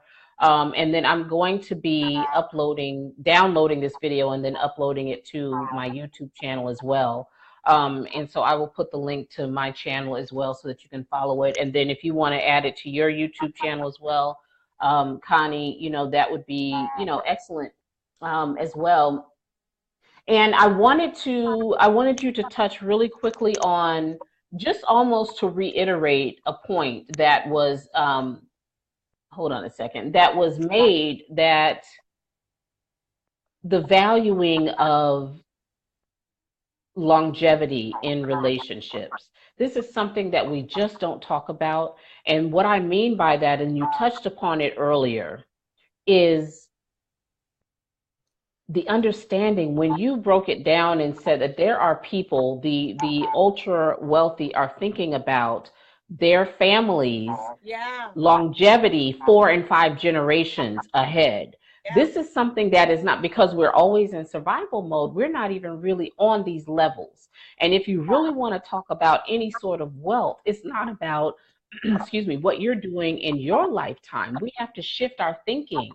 And I think that will help women to really get perspective on this, that you're not thinking about not only enjoy your life, you want this Chanel bag, you want this and that. I'm not saying not get it. I'm simply saying, though, that in regards to relationships that we form, connections and networking that we have, as well as the primary relationships, which are marriages still. We're not yet, returned completely to the animal kingdom, which one would think we may have in our community because we don't value marriage enough. However, as women who are birthing these babies, who may even have, nieces and nephews, who may have grandchildren or whatever, your identity should be wrapped around your longevity and your future generations. So, in other words, you're not just living for today and going through your dramas and, hoping Ray Ray will stay with you if you have a baby with him and all of this drama, what you're doing. But we devalue, we claim we care about our children, that we love them and all of that, but we're bringing them up into these situations by our choices. And then we're not even thinking about our great great grandchildren. This is what real wealth is. And if you're a woman who is making these decisions, think about that. Think about what is it that you want to do with your life that would promote a empowered state of being for your great grandchildren. Get out of the now and all of that, but how are you setting up your life for your great grandchildren? Are you able to leave anything for them? Are they going to be pinching pennies just to pull together your funeral and to get your box together, because everybody's broke and the grown children of yours and they're all broke. But if you think about marriage and relationships and providing your vessel for more children to come into this world with zero support and zero foundational network and safety net under them, much less their future generations, that really should make you think, is Ray Ray and Mr. Beard Game and Mr. Whatever, whatever, is he really that sexy? Like, let's look at this and understand, what is it that you're doing? What is it that you're really doing? But if you are caught up in your 40 hours a week and you're stressed and you're ripping and running and you're doing all of these very temporary things, but you have not provided and set your mind so that you can provide for your future generations, and that this, not meaning you, but I'm saying the family unit, that will change a lot of perspectives. Ladies, and comment below if you've ever in your life heard about a 200-year family plan. Have you ever heard about that? We talk about 5-year plans. We on social media talking about our vision boards, and we're doing yoga poses and we're doing all of that and smoothies and stuff. But have you yourself ever considered a 200-year financial plan for your family and for your children? And if you haven't, if you've never heard of that, here is what we're dealing with. This is what you are dealing with when you're looking at a future mate. And tell your children this, tell your 10 and 9-year-olds, that is their purpose for looking at in a future mate. Yeah. Is he got a six-pack and is he Mr. Mandingo? No. He might be busted out, not cute or whatever, but is the brother financially or whatever? Is he able to sustain that and grow with you and develop? And I do want to say this too. Why it's such a, there's a scene in the movie called Trick Baby, and they talked about, it's like a 2-minute scene. I might put it in the link, and they talked about, removing, the threat, like it's back in the early 70s, and they showed a clip, and they talked about how, even if the black man gets successful, we take him out the area. The only thing black about him is his complexion. He wants to be like us. He's completely disenfranchised. So the few black men who do get educated, who do make it up, over 30% of them marry out of their race. That's a yes, they do. Yes, they do. Devastating number to black people. Yes, to black women. Yeah. Yes, it's devastating. Yes. So what I try to tell people is this: whether you're a black woman, a black man, if you truly want to build wealth, you have to think about generational wealth. I talk of the Jewish faith, I talk to people of the Muslim faith, I talk to Indian, Hindu, and I realize, wow, before they get involved or invest in anything drastically, they think, can I pass this down? What can I do? So the secret to wealth is building generational wealth. I said it before, you can only substantial means. You can't pass down $10,000. That's absolutely nothing. Come on. Yeah, for instance, my family's Jamaican, right? My grandmother on my father's side realized the economic situation in Jamaica was dire. She worked her whole entire life to buy a massive 3-story railwood old-fashioned house in Bushwick. So this way her children had a way to come to America, because back then you couldn't be an economic pull. Like back then it was strict. There was no get into America if you could not prove that you weren't going to be a financial strain on the American economy. So she basically sacrificed her entire life, her savings, to give her children that house. Remember, this is a Jamaican, my grandmother, who was completely poor, clean house for a living. Look how powerful that legacy was. Because she gave that house, my entire family from Jamaica was able to move into the United States, prove they weren't going to be in economic poverty. And in one generation, you had people One generation. graduated from college. We're all successful. We have business. We all make a decent salary. You know, literally, you went from people that were living in poverty on a beautiful island, but now you're living in America, owning homes, owning cars. Do you see the Right. of generational wealth? She said, you know what? Right. If I don't do this chain is not going to be broken. I have to commit myself to this. And she gave us. I wouldn't be here right now if my grandmother didn't do that. I would be in Jamaica. You wouldn't know who I am. But Right. Right. Black But people she don't. made the sacrifice. She Yeah, made a sacrifice. because she knew if she didn't make that sacrifice, the cycle of poverty, the cycle of no opportunity, no career, no education was going to continue because there's no opportunity. Right. Really. And that's why when I tell Right. people, it's the reset button. You die, your children got to start all over again. They die, they got to start. It's like a reset button, and that's why it's so hard to, get to that point. Get ahead. That's why it's so hard. So if you have generation after generation who's constantly at reset, who's constantly at zero, of course, like you said, what was it, by 2050 that the net worth of the Black family would be zero? Well, that's why. Because if we're making babies, if we're out here in the club, at the strip club, doing this, doing that, sexing everybody that has two legs, or if not four, and we have no consistency, no, I mean, it's just outrageous. And so the reason, part of why I do these videos, is the fact that not only have I been extremely blessed through a renewal of my mind, Great. through a transformation of my thinking, that because of that transformation of my thinking, it has opened up an entirely new world to myself, which I did not think was possible because I did not think it was for me. So, for instance, it really touched me, and I know it's going to touch, or it already did touch, a lot of women when they heard, because even myself with my last ex-husband, I mean, Mr. Builder and Mr. Conscious and all of that. But I was back at work 2 weeks, and I worked all the way up to my delivery, and then I was back at work no, actually, I went back to work, I think 3 to 4 days after I gave birth. Woo! And he stayed home and watched the child. And this is Mr. King, Mr., all of that. But, every story is different. But what I'm saying is, so many of us have bought into this story, whatever it is, that is not beneficial to us, whether it is the spiritual game, whether it's the conscious game, whether it's the political game, whether it's the poverty game, whether it's just, it is what it is. All of us are, suffering under a lack of information and a lack of reality. Yes, I went to work, I think 3 to 4 days afterwards, and he was sitting at home being super spiritual.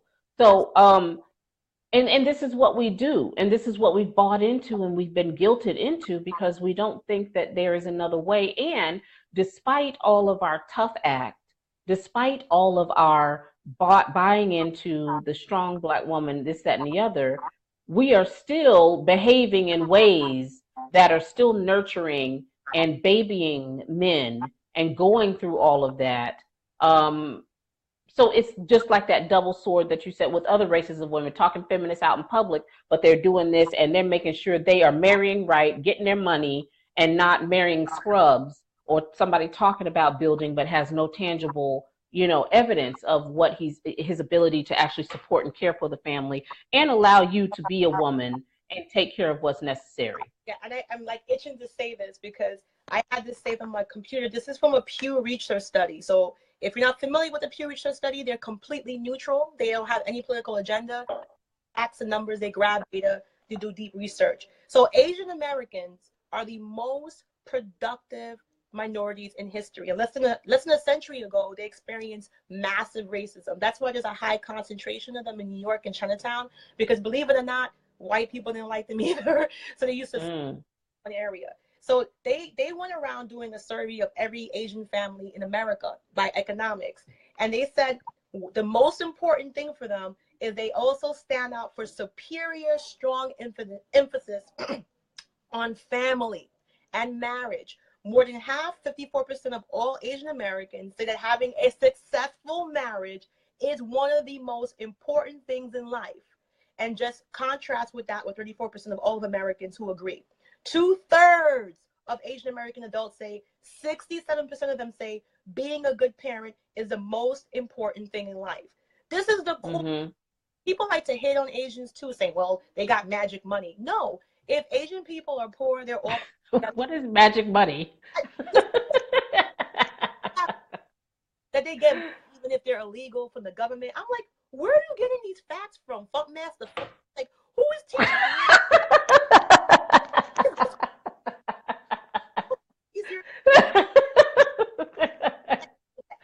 Oh my God, that was hilarious. Your knowledge from Captain Crunch. You open a cereal box. Right. You ever seen, how often do you see a homeless Asian person? How often do you see a homeless Hasidic Jew with the cap on? You're right. You're right. They have a You're right.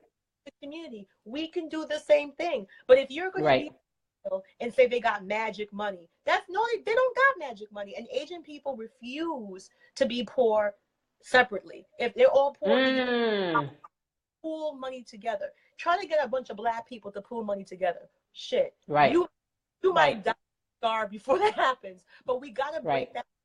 Even if we have to purge a lot of them, people like me and you who are willing to work together, just gotta make it be, because it's right. This is a Pew Research. This is not something controversial. They said that they are more likely than all American adults to be married. They marry at 60%. And they don't have no newborns to unwed mothers. It's like the lowest in the world, 16%. And that's because the spouse died. That doesn't even. Right. They also believe in multi-generational family households. So if one person's too poor to buy a house, they all put the money together and buy a house. Why are you so upset when I talk about this? I get flamed. Like, oh, you worship it. I'm like, they're basically telling you the core of economics is family. It's the same thing among billions. Why, oh my God. Why are we rejecting it? If I put a video about this, I'm going to do it. Watch. You're going to see the hate mail. This is not true. Right. This is the evil white man's math. I love that one. I get it. You're using the evil white man. Like, really? Right. It's the numbers. It's for the Census Bureau. And they basically are telling you the core of generational wealth is family. What's the use to make wealth? If you die, the government get it. Think about it. Right. If you don't have kids or a husband or a family or a mom, what are you actually working for? Just the government? Right. Right. Like, well, what was that number? What was that number you had mentioned in one of your videos? And I thought that was very powerful statement. I think you were discussing either Mexican American families. I think that's what it was. And you had mentioned that they were able to, due to the mixed families or the intergenerational families or cousins, uncles, all of that in the same household. But you said that they were saving. Yeah. What was it? 30,000, something like that. That they were saving. It was 30,000 a month. $30,000 a month. Not spending. I'm talking about saving. Yeah, they were saving after bills. After bills. $30,000 a month. And it sounds impossible, but you know what? Mexicans roll mad deep. And we make fun of them. We say, oh, they work it. But guess what? They're on the come up. They're actually going to have more economic worth than we are. We're on the track to zero. And you have to have your priorities. People will look at me and be like, Connie doesn't owe Louis Vuitton, Chanel. Absolutely not. Because until I have a goal. Everything's going towards investments and real estate. I don't look like a bum. I look decent when I go out. But I'm not giving. First of all, Louis Vuitton don't like black people. I deal with the EEOC cases. They don't want to hire you. They're one of the biggest offenders. Tiffany's and Company, Louis Vuitton, Gucci. Even Rihanna had an issue with Gucci. They were using her for a spokesmodel, and by mistake, they text Rihanna and said they didn't want to pay her because, whatever. And this is Rihanna, who's a gorgeous Black woman. They don't want us in their clothing. They don't want us in their stores. I wish I can show you the confidential cases that I work with in the process. They don't want you there, guys. They don't really want you modeling their stuff. Cristal said it. When Cristal came out, they didn't want Black people drinking the liquor. That's why Jay-Z said, we're not popping Cristal. Tommy Hilfiger said it. I was working in Bloomingdale's when I was 18 years old. And I swear to God, I'm never going to forget. I opened the register. I seen mad people coming in, listen to this, taking jeans out, polo jeans to destroy. I said, wait, I want it, give it to me. I said, wait a minute, why is polo this? Because back in the day, if you're not 38 or a little bit older, you're not going to remember. Back in the day, Ralph Lauren used to make urban wear. But people were wearing it. He felt like it was degrading the brand. So we're out here spending money. Think about this. We're buying his product. He didn't a bleep about the money. He said we're degrading the brand. And Liz Claiborne said it on Oprah too. That's right, LaShonda. Really? They pulled the clothing and destroyed. Not donate, destroy. So I was there like hurting in my heart, like, damn, I'm talking about jeans that cost $80, $90. Look it up. He pulled every urban wear, even though it was his biggest money maker. And it actually hurt his brand because rappers used to, advertise. I got the polo, knock the polo man off your sweater. They used to rap about it. Now, there is polo sweater and the polo teddy bear sweater. That's back in the day. They don't want us in their stuff. Why are we so eager to give money to people who don't want us? Liz Claiborne says she don't want it. Ellen Tracy says she don't want it. They make it clear. Tiffany and Company is a big offender.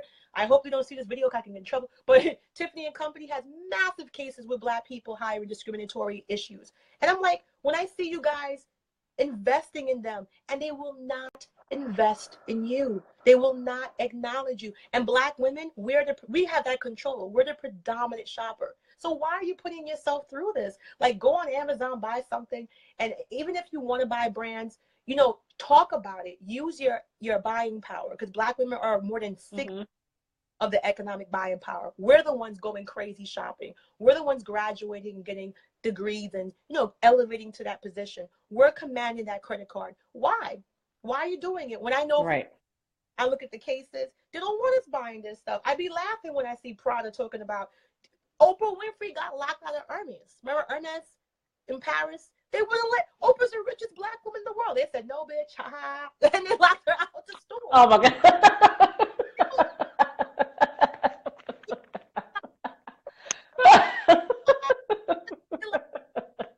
But still Black people.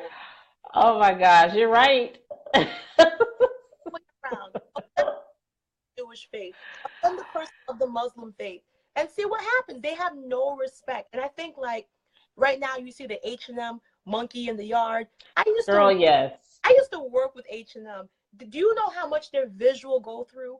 Their visual go through is, I used to work in that company. It is probably the most extensive aspect because they don't believe in salespeople. H&M does well because of their visual. They have amazing windows, lots of lighting. So their entire operations is like 89% visual. So I know that picture was shown 100 times. Position, color, lighting, editing. I know what it looks like because I spent my entire life in retail. So when I see them say it was a mistake, they're testing Black people to see how stupid they are. Because that's what it is. They don't respect Black people in that sense. We do it to ourselves. I'm reading right here. You see me typing. You got Asian people coming to this country in our generation, becoming millionaires, and people that own liquor stores, billionaires, because they come into the Black area. So we have the money. How are they getting rich? If it's off of us, we have the capital. We're just choosing to use our capital wrong.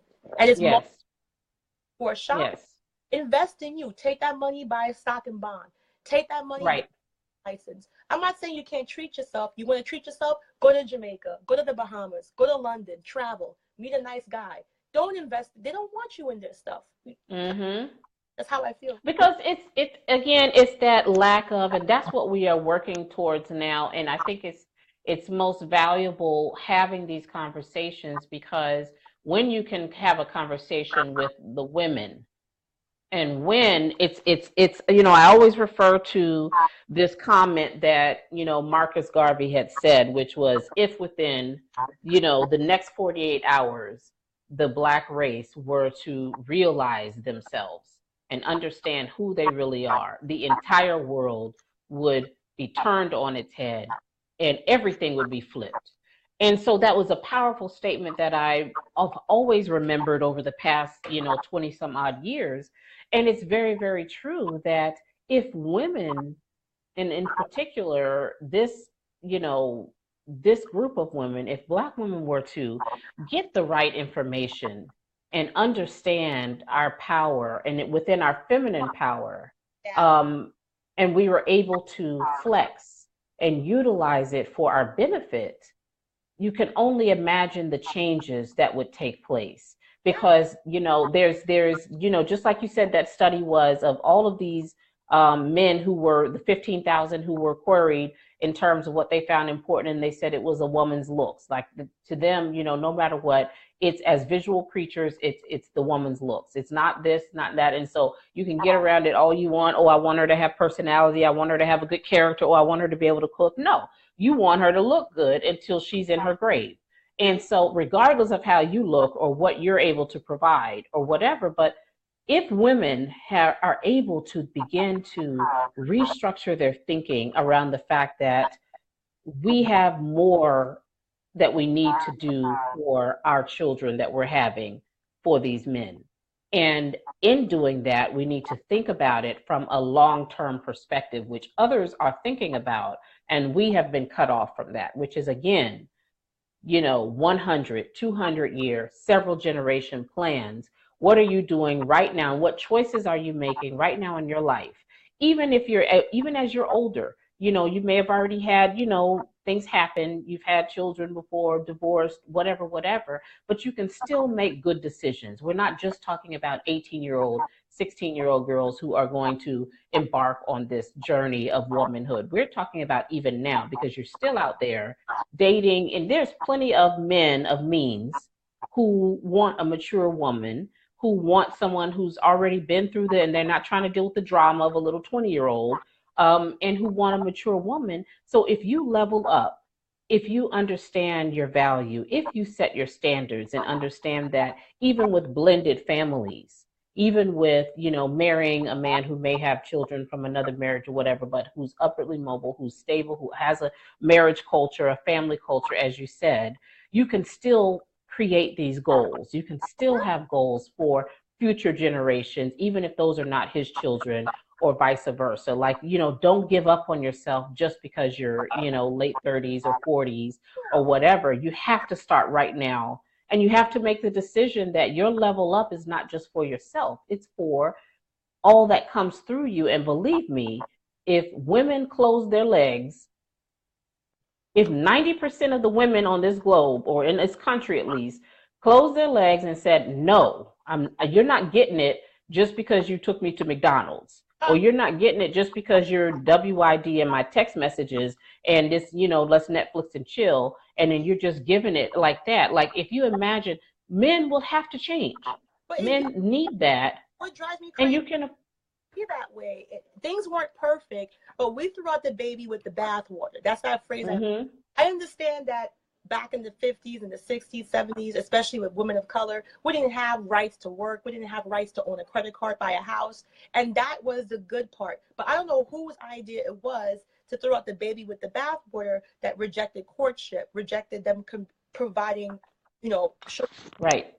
I don't know where that came from. And the sad thing is, we're the ones that believed it. The Black community absorbed it. We had a massive impact. Yes. 419, Yes. Black women and Black men had higher marriage rates than white people. You know why? Because they had no choice, because the economics was so severe, they had no choice but to come together. But something happened during the women's rights evolution, where they actually administered birth control pills and stuff in the Black community first as a test. People don't know that. The woman actually, I forgot her names. I forgot what her name after Planned Parenthood. She actually in eugenics, which is race control. And she didn't believe that Blacks, Jews, Polish, some other Eastern Europeans were desirables of the community. So she got that past in those early stages by saying, let's use these birth controls to suppress, and let's use religious things. You know, like they actually got it through churches saying it's to the betterment of society. But it was too much of a severe cultural impact, because once women felt, okay, I can have sex without thinking about marriage, and then the guys say, oh, I can have sex without worrying about marriage, we were the first people impacted, and the numbers show it. And the reason why you have all these other conservative Republicans like, no, no, no, it wasn't made for Becky. That's why they're crazy about it. They're like, whoa, whoa, whoa, that was, you weren't supposed to use that shit. Wait, put that shit down. It wasn't meant for them. And the thing is that Black women don't know that. Something that was meant to destroy you, I don't care what it does, it's never going to better you. Yes, it's good to have control of your reproductive system, but do you really have control? Because you got 72% of you having kids without being married. So where's the control?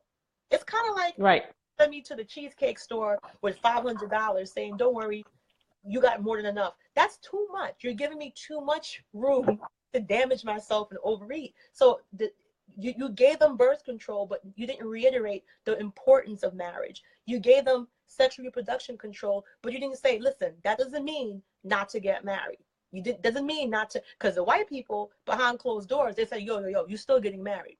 Don't have kids out of wedlock. Because they having sex too. They love sex just as much as we do. But they're not going around being baby mama, baby daddies like we are. Because they know the marriage, they know the economic pull of children, and they still are, for the most part, are way behind when it comes to out of wedlock. And I try to tell them, it's about, it's about awareness.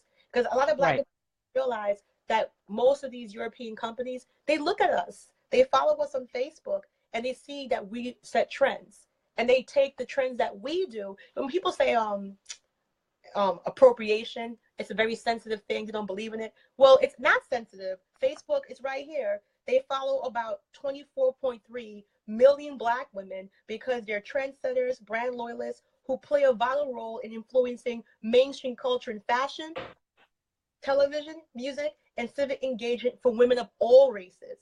Information, analytics, tool fund. So yeah, that it is appropriation, because you're taking what we do for beauty and not giving us any credit or any money for it, because we don't. Right.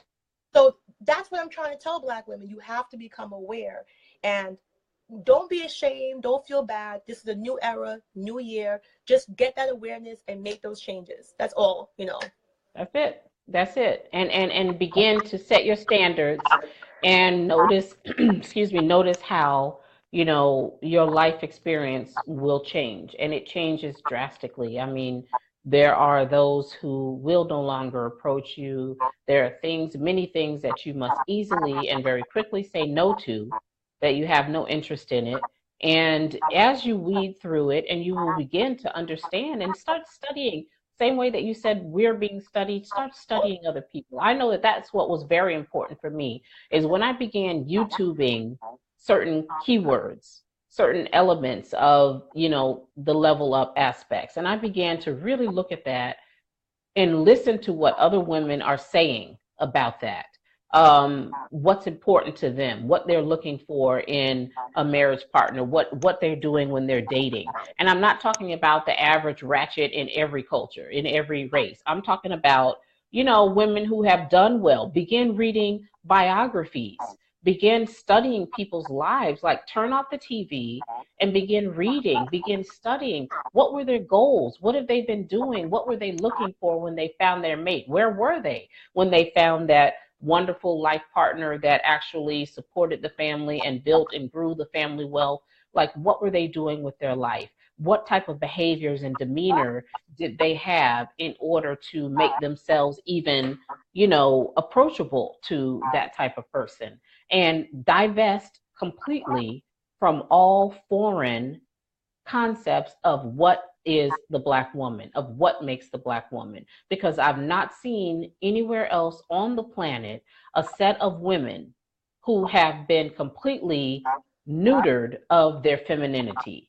And that it's been greetings, that it's been absolutely celebrated, their toughness, like their armor, their big mamahood, their strong Black woman, their neck rolling, their bitchiness. Like, there is no other set of women on the planet who have been masculated.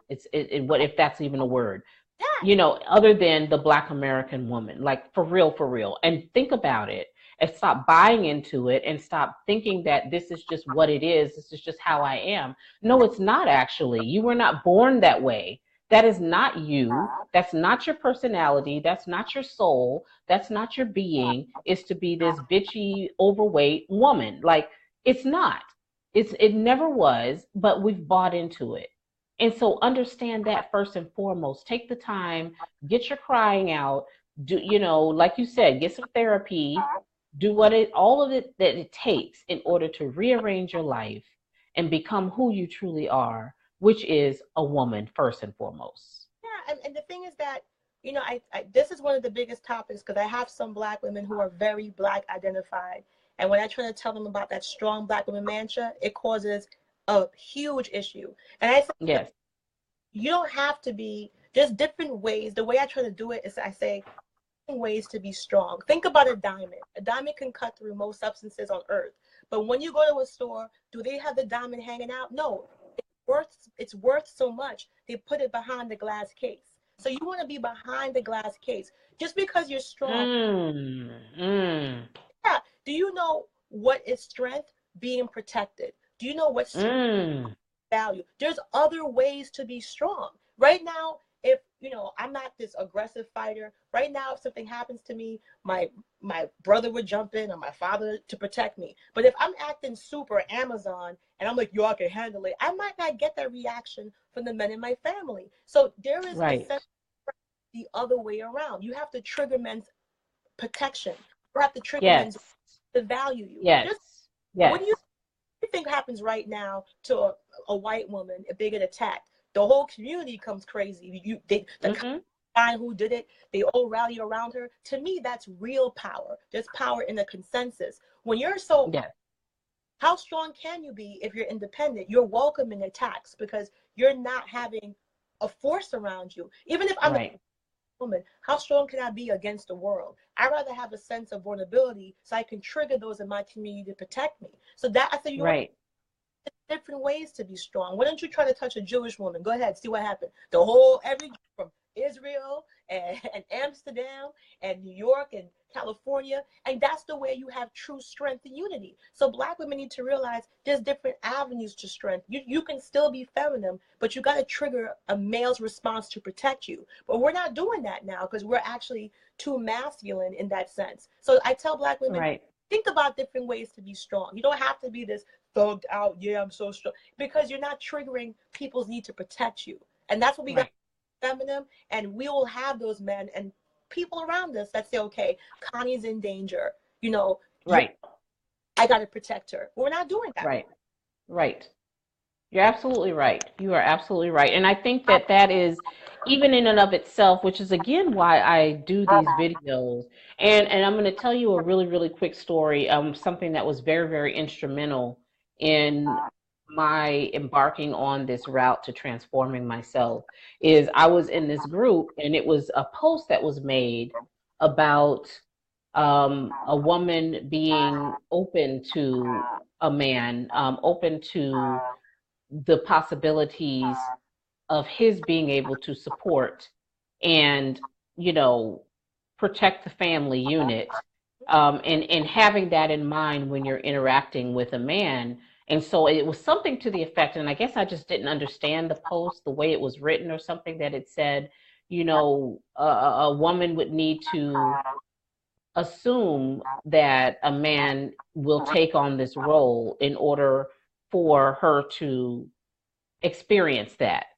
And so to me, I just, it's something about it struck me. And I, you know, I commented that I think that's a very dangerous thing to say, that a woman should open herself to trusting a man to be able to do that without him having proven that he is in fact willing and able to do that. And the response to me was that that is, we're not suggesting that a woman just out of nowhere opens her trust up to any man and assumes that he is marriage or husband material. And the comment was that our assumption here is that most men are good. Now, when I heard that. Now, we could just have a whole nother discussion on that. But when I had to sit back and I had to look at my reaction to that because I was immediately, I mean, I just had like a violent reaction within myself. Like, most men are good. Like, hell no. No, they're not. You know what I mean? But I had to really look at that and look at my reaction. And because I like to question myself, I had to ask myself, well, why is it that you're having such a strong reaction to this statement that most men are good in their core? And that's when I had to really look at, well, it's because I've been attracting the wrong type of men in my life. I have been looking for the wrong traits, or I just didn't have enough self-value in order to deflect and or move through and sift through quickly in order to determine, is this man really who he says he is he really going to do what he's claiming that he's going to do? And so for us, I think as women, again, you have to be open minded and you have to be willing to understand that your understanding of life may not be correct. But because you've been making decisions based on wrong information and wrong training and wrong information, you have only encountered a certain set of people who, of course, are worthless. So at the stage where they're at, not to say that they're completely worthless, but you know what I'm saying. They're on game and they're not in their masculine centered self. So they are more feminine and they're looking for women to support and take care of them. And or whatever else other issues, and don't value family, baby mamas all over the place.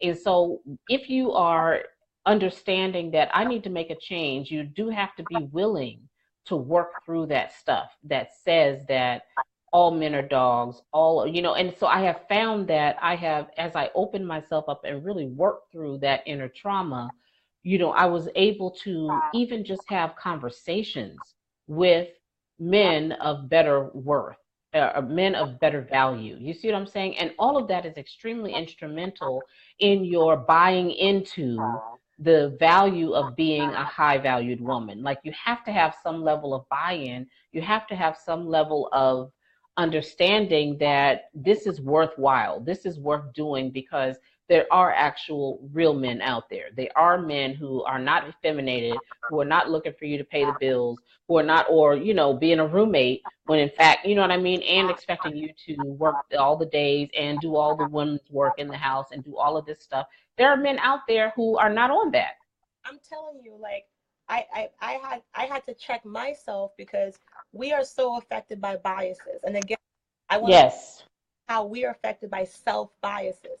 Because right now, Yes. a black woman, I had to check myself because I have to be honest. Right now, if I see a black woman saying, I want that's financially successful, the first thing I think of is gold digger looking for money.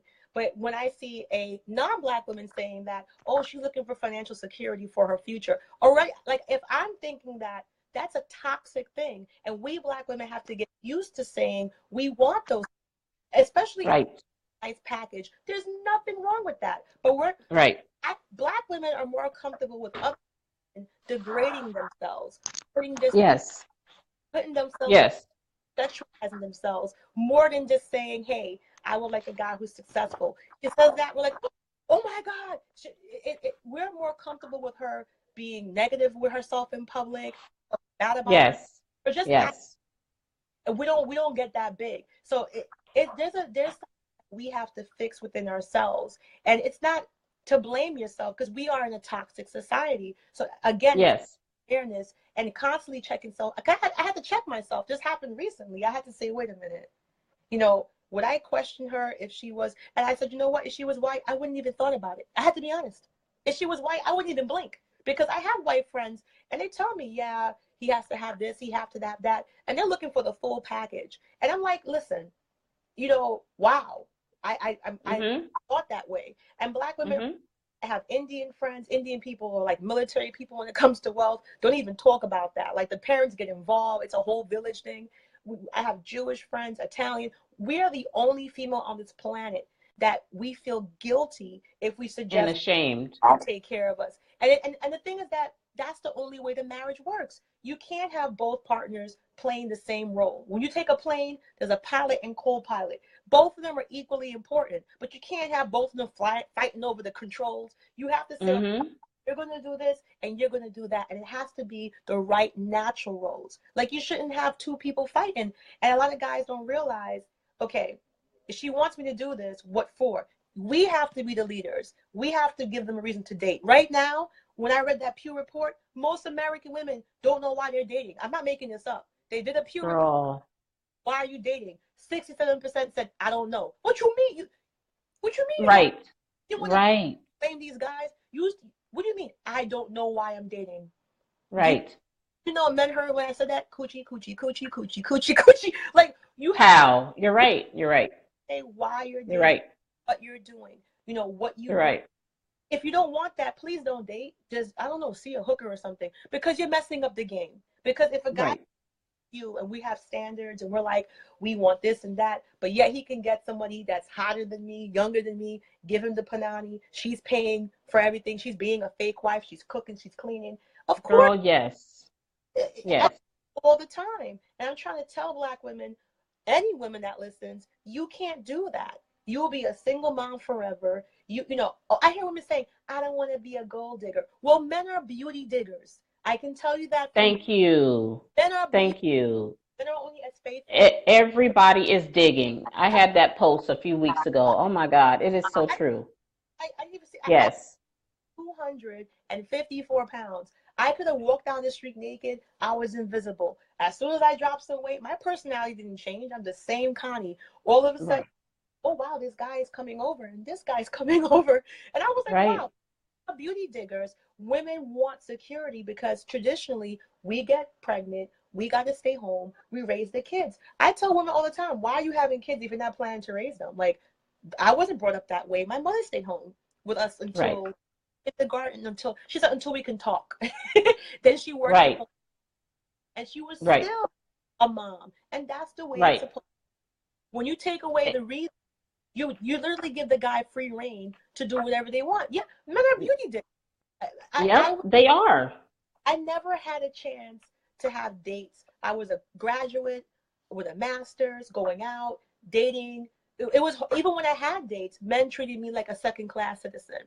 They treated me Right. like, happy, you're breathing the same, all because I was overweight. And so I said, you know Right. what? It's time for me to make a change. I had weight issues, I had health issues. So I said, you know what? I really got to do this because I was not happy dating at the level I was because I wasn't getting treated the way I was. But men are beauty diggers. Right now, Right. you can girl with a nasty attitude, she even ghetto with the neck going around. If she's bad enough, they will wife that. They will take care of Yes. that. Will never have to worry about getting a call back. She will never have to worry about where is he at. And I've seen it. And I'm not gonna lie to you. And I've been jealous. I'm like, wait a minute. I have a degree. I own a home. I have a car. My credit score's Right. over. They don't give a shit. They don't Right. care. So I'm like, it's like, you know, you want to make sure that you have a balance. You want to make sure that when you're in a relationship, you have roles to play. Nothing in life is successful if you don't have a role. You go on the stage, you Right. got the actress. You can't have a relationship where, oh, it's 50-50. It's not about percentages. You do what feels right. My parents have been married for 40 years. That's rare. Mm-hmm. And I see what makes it successful. My mother was a traditionalist. She stayed home, raised the kids. My dad went out there and worked his two jobs. They contributed and they respected both contributions to that household equally. So it was Right. Right. a co-pilot. They worked together. Right. It's about Right. the man or more dominant. It's about what works, what dynamic works. So my dad never came home and said, you didn't work all day. He knew my mom was doing a job he could not do. And my mom never, Right. you don't help me in the house. She knew he was working out there and providing. So it was a balance. And we need to go back Right. for us. Right. And I think it's important what you've said, like you've dropped so many jewels, but I think it's really important again when we circle back to the concept of um, high value woman and what is required in order to get yourself to that state. I mean, there are some very tough lessons that we really need to come to grips with. And as we relinquish the entire feminist ideology that has been drilled into us. So if you're going to very clearly say, and we all know it is the absolute truth, what we see out here in social media and in life, even 70, 80-year-old men are trying to holler at a young, attractive woman. So it never goes away. So when we say beauty diggers, you've got to be real with it. If you are looking for, now it's not to say that there aren't exceptions, I get it. But if you are looking for a quality man, every man is looking for a beautiful woman. And most men who don't have anything to offer by way of security and stability towards that woman, they still feel entitled to think that they should be able to have that type of a woman who is of a different caliber, who's, you know what I'm saying, who's got the beauty standards laid down and all of that. You see it in the street every day. You know good and well, you got a bike and a skateboard, and that's about all you have, but you're hollering and you feel entitled and you feel angry when she doesn't respond appropriately, and you're calling her all kind of bitches and everything because she's looking like an Instagram model walking, and you feel entitled to that, though you have nothing to offer. And so, but you have to understand that a woman, if we are understanding that there is the whole beauty standard and whatnot, Yeah. you are going to be much more likely to bring yourself into proximity of, because a man with wealth, a man with and the ability to handle a household and all of that, he has much more wide range of women to choose from than the broke dude who, you know, can only deal with, you know, Starkeisha or whatever it is. You know what I'm saying? Like, whatever, you know what I mean? Like he's dealing with a certain level of woman. He can holler all he wants, but you know these IG models and all of that, they're not looking for Ray Ray. Ray Ray can't get it done, but they are going for the men who have something. And you can hate all you want, but it is what it is because they have a certain standards. They have to be maintained, and like it or not, all of y'all want her, but not all of y'all can have her. So if you're going to be in a position where you're not able to, as one of the sisters says, beauty is a commodity. If you're not able to market yourself, if you're not looking your best, if you are, you know, grossly, you know, unhealthy in terms of your appearance and your or your weight or whatever, if you're going out in raggedy clothes, if you have a demeanor that is low self-esteem, low confidence, if you're walking out in your slippers and your rollers and whatever else, and you know, acting any kind of way in the grocery store, just yelling and screaming all the time, like you are not going to attract a certain type of lifestyle. You're not going to attract a level of a group of men that you can choose from that would be able to give you that stability that yourself and your children would deserve and require. So there is some work that has to be done on yourself. Yeah. There is some work that has to be done. You got to get your look right. You got to, you know, learn, get on YouTube. What is class? What is elegance? What are some of the key things that you need in your wardrobe? You can't fight that and say that, oh, it doesn't matter how I look. You know, a man needs to just like me for who I am. Well, that's why you got what you got. That's why Ray Ray is on your couch. And that's what Okay? you're saying is 100% correct. And that is my issue with I call it the extreme feminist movement. If you're talking about rights for women, for voting and domestic violence, I devoted my life. I do it. I live it. I breathe it. I'm obsessed with it. But Right? why? I don't understand. Why is being a traditional woman wrong? Why is Exactly. I don't understand. Exactly. Right? If you want to be liberated and swing off a branch with an olive leaf over your pom pom, that's fine. But if you want traditionalist, if you believe the role of a wife and mother is a great role and you want to play that part, that is your right. I don't understand men who say, why would you want that? Really? Because you want your kids raised by a woman that has no intentions, no background, no ideology about being a mom? That doesn't turn out good. You want a woman that doesn't really know what it is to be a good wife, or she's not excited to be a partner in that way. It doesn't work. Right. When you look at the demographics of people that are the wealthiest in the world, they have ridiculously strong severe family values, ridiculously strong cultures. Like, it's not a guess what's going to happen. And it's not Right. I'm not going to sit here and tell you it's perfect, but it's actually disproportionately doing much better than we're doing. So I get upset when I'm like, you want me to accept you doing whatever you want, walking around completely naked, protesting, and I accept you. But if I say I want to get married and be a traditional, oh my gosh, it's like toxic. And Right, right, this is right. when those types do get married, they have a miserable marriage because they don't know what they're doing. They don't know what it is Mm-hmm. to run a household, what it is that makes your man happy. And same thing with the husband. They don't know what it is to be a provider, what it means to be a man, what it means to build and lead that family. So you're just throwing people in randomly. And that's not what Right. people are doing. It's just not. Mm-hmm. Mm-hmm. Yeah. Exactly. And so that was a very good point, because I think what we're really boiling it down to is the hows and the whys.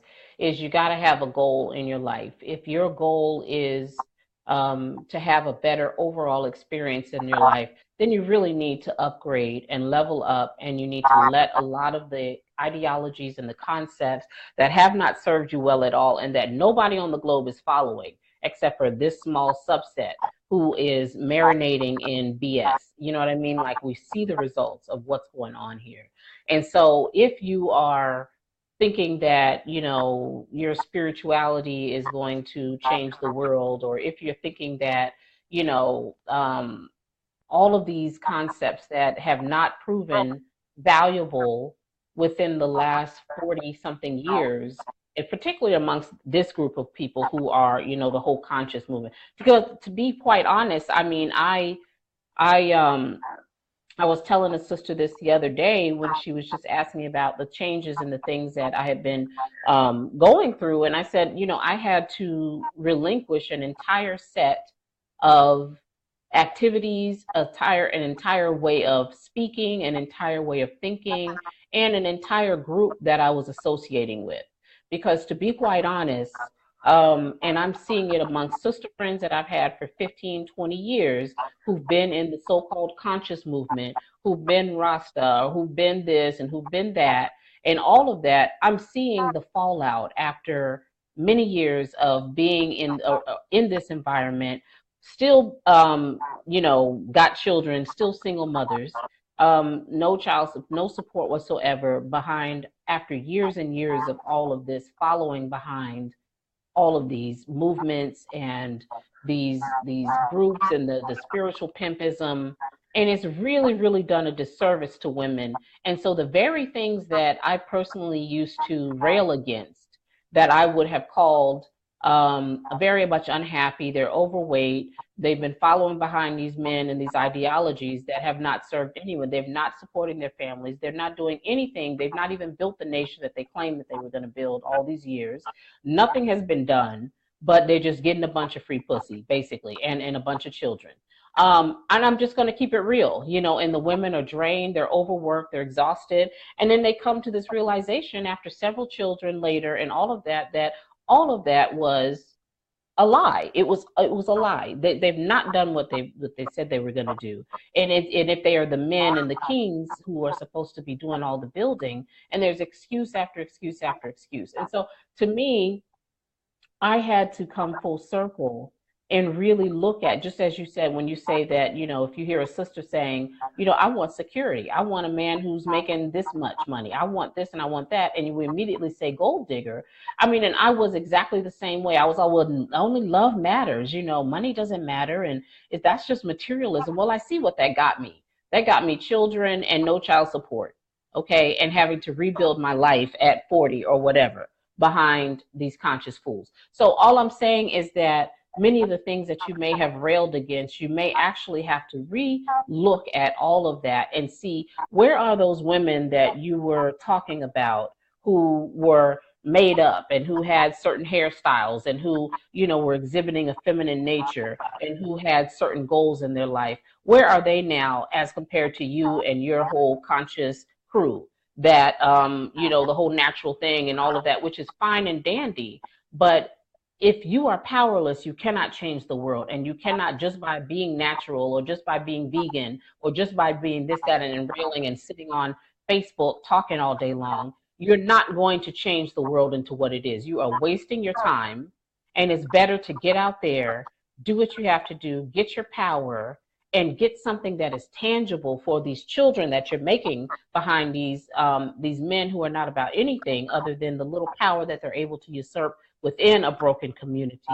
Um, and understand, where are you compared to these people that you were talking about, who were gold diggers, who were this or who were that, or who had the weaves or who had this, and you were just all upset because they had the white woman's hairstyle and all of that. Well, where are they now?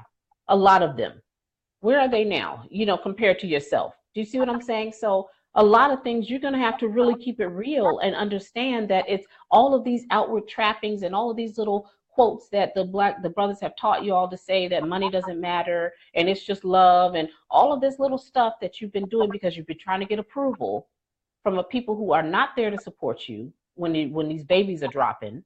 um be real with it. And so I had to drop a lot of them. I get these little, sometimes I don't get them hardly anymore, but inboxes and my stuff, all of that goes unanswered. I have zero interest. And if anything, when I'm out, it's so in the so-called dating or whatever in that arena, if I see a brother that looks like he's supposedly conscious and he's supposed, all of that, I go the other way because I don't have time. I do not have, and it is what it is, but I've already done that for 25 years and it's not served me well. But meanwhile, the engineer looking brother, maybe a little nerdy, maybe whatever you want to call it, but he's over here making money moves. And it's not beard game. He's not got the dreadlocks. He's not got this. He's not got that. He doesn't have the onks. And he's not doing all of this and broke as hell. But he is able to support and provide for a family if only a woman of value would give him the opportunity and look at his character and what he's able to do rather than all this bravado. Do you see what I'm saying? So you got to really look at things, rearrange your mind, drop all these Negroes, get with the program, and understand that it's not these trappings and these looks and these onks and this all of this red, gold, and green and all of that. It's none of that is getting you anywhere. It hasn't done it in 40, 50 years. Nope. If there's one or two exceptions, okay, fine. But the majority of them are doing nothing. And I mean that sincerely. And I say that only because I love the sisters enough to tell you the truth. If you want something and if you want to get some progress in your life, begin opening your mind and opening your eyes and opening your horizons to men who don't fit the patterns that you've been supposedly looking for all these years that have done nothing for you. Do you see what I'm saying? Yeah. And that's what I'm saying. It's real. That's the biggest problem. I don't know when it happened or how, and I'm still researching that. But the biggest problem is that is broken. And I'm not going to lie, Mm-hmm. things weren't perfect back in the 50s, 60s, 70s in regards to Black men and Black women relationships, but it wasn't like this. And we threw out the baby with the bathwater. You can't have a culture with no culture. You can't have progress with no pattern. You're just out of control. And that's what we're at right now. We're out of control. You can't, Right. 72% of Black women having kids, not being married, and thinking that's liberating. What is liberating about that? Because being a single mom makes you vulnerable to so many metrics, to depression, anxiety, obesity, disease, poverty. You say it, you name it, it pulls that in. So what's liberating about that? And I want to tell Black women, for us, by us, you can't listen to other demographics who are not experiencing like us. And because they're not doing that.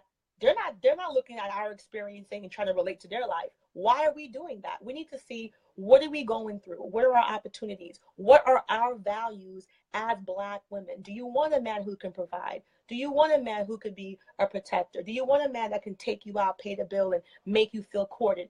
That's all about you. You don't have to justify. You don't have to explain, defend. That is you. That is your right. There are people getting married and gay marriage, bisexual. They're doing what they want to do. You need to do what's good for you. A lot of Black women have to explain constantly, explain why they do their hair. Yes. Why are you natural? Why are you not natural? Why are you in makeup? Why? It's like we have to constantly explain who we are. We have to constantly, why? When I started working in medical sales, I was shocked to see white women getting their lips done.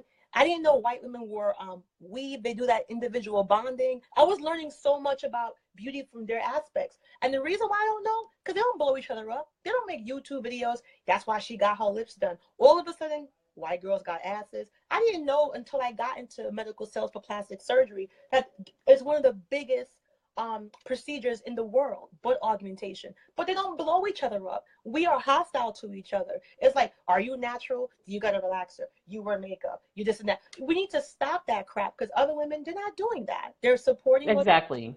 silently, and not attacking them. And we have to constantly explain. So if you want to be married, you want to have a nice husband, you want to have that traditional home, but you want to be socially active and socially modern, that is up to you. Stop explaining and wasting energy to women who don't even know your experience. You got men who are like asking questions. They don't know what it's like to be a Black woman, and what's Mm-hmm.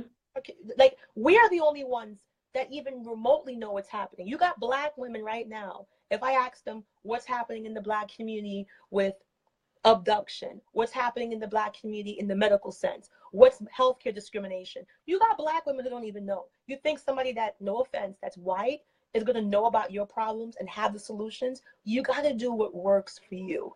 And that's Right. my biggest closing. Right. Got to do what works for you. Because when Yes. I was following their mantra that looks don't matter. Just get Mm-hmm. you're fine. Don't worry about getting, and that was not right for me. It may be right for them, Right. not right for me. Right. And lastly, and when you said make sure that, you really get over having to explain yourself and having to give a reason for why you want this, that, and the other to other women. But I would say also to men, and you're going to have to learn that. But one of the things that I've learned through, various studies and different groups that I've been in, I had to be reacquainted to the fact that a man who is an ambitious, goal oriented, wealth oriented man, he's not going to be asking you how much you make a year, what do you do, all of these questions about your income, about your job. He doesn't care. Would you? And a lot of these men who have that also have no problem with your stating what you want, that you want to be courted, that you want to be wined and dined, that you want the door open for you. Like that's an automatic in those circles. The only time you have to explain this stuff to is when you are dealing with subpar beings, and whether it's male or female, because they're not on that level, because they're on the subsistence and the jacked up level where they're constantly, asking a woman, what do you bring to the table? And well, what is this? And how much do you make? And are you, because I can't have a woman, I need a woman who is stable and who has a job and all of that. And I need this. But men who are actual wealth oriented men, they never ask these questions. No. You don't have to explain yourself. It is already an assumption that they are going to court you. They are going to take you to dinner. There's not a question of, well, let's just hit Starbucks and keep it moving and go Netflix and chill. Like it's not that. And so you have to level up. This is why it's important. This is why we're having this conversation. That also in that you got to retrain yourself to stop making excuses and stop explaining why you want to be treated well. But also you've got to up your own value. You've got to be worthy of something. You've got to have something in order to state that, hey, you know what? I am a good wife. I can cook. I can do this. I can do that. I'm nurturing and I'm all of these things. But if you're not that, then yes, you need to level up, because you can't expect from others their role when you're not fulfilling your role as a woman when you are in a healthy relationship where, as you said, there's a pilot and a co-pilot, et cetera, et cetera. But once you know your worth, you have upped your ante, you've done the study, you've learned etiquette, table manners, all of the things that are necessary, gotten into more child rearing, child education concepts, really get into your home life, making your home the sanctuary, whether there's a man in it or not, and get yourself on that level first. And then now begin to naturally attract those who will not be questioning you about what do you bring to the table and how much do you make, and all of, do you have a car. Men of means are not asking women that, because they got it. They're good. You know what I mean? They just need you to be, like, what did you say? They need you to look good. They need you to smell good. They don't care about a whole bunch of extra stuff. And can you, if you are childbearing age and all of that, are you interested in that? Are you interested in home economic and everything that comes with it? You want to run your own business on your side? Fine. He'll support that, whatever, whatever. Doesn't believe me. After this video is over, just look at the statistics of the most successful men.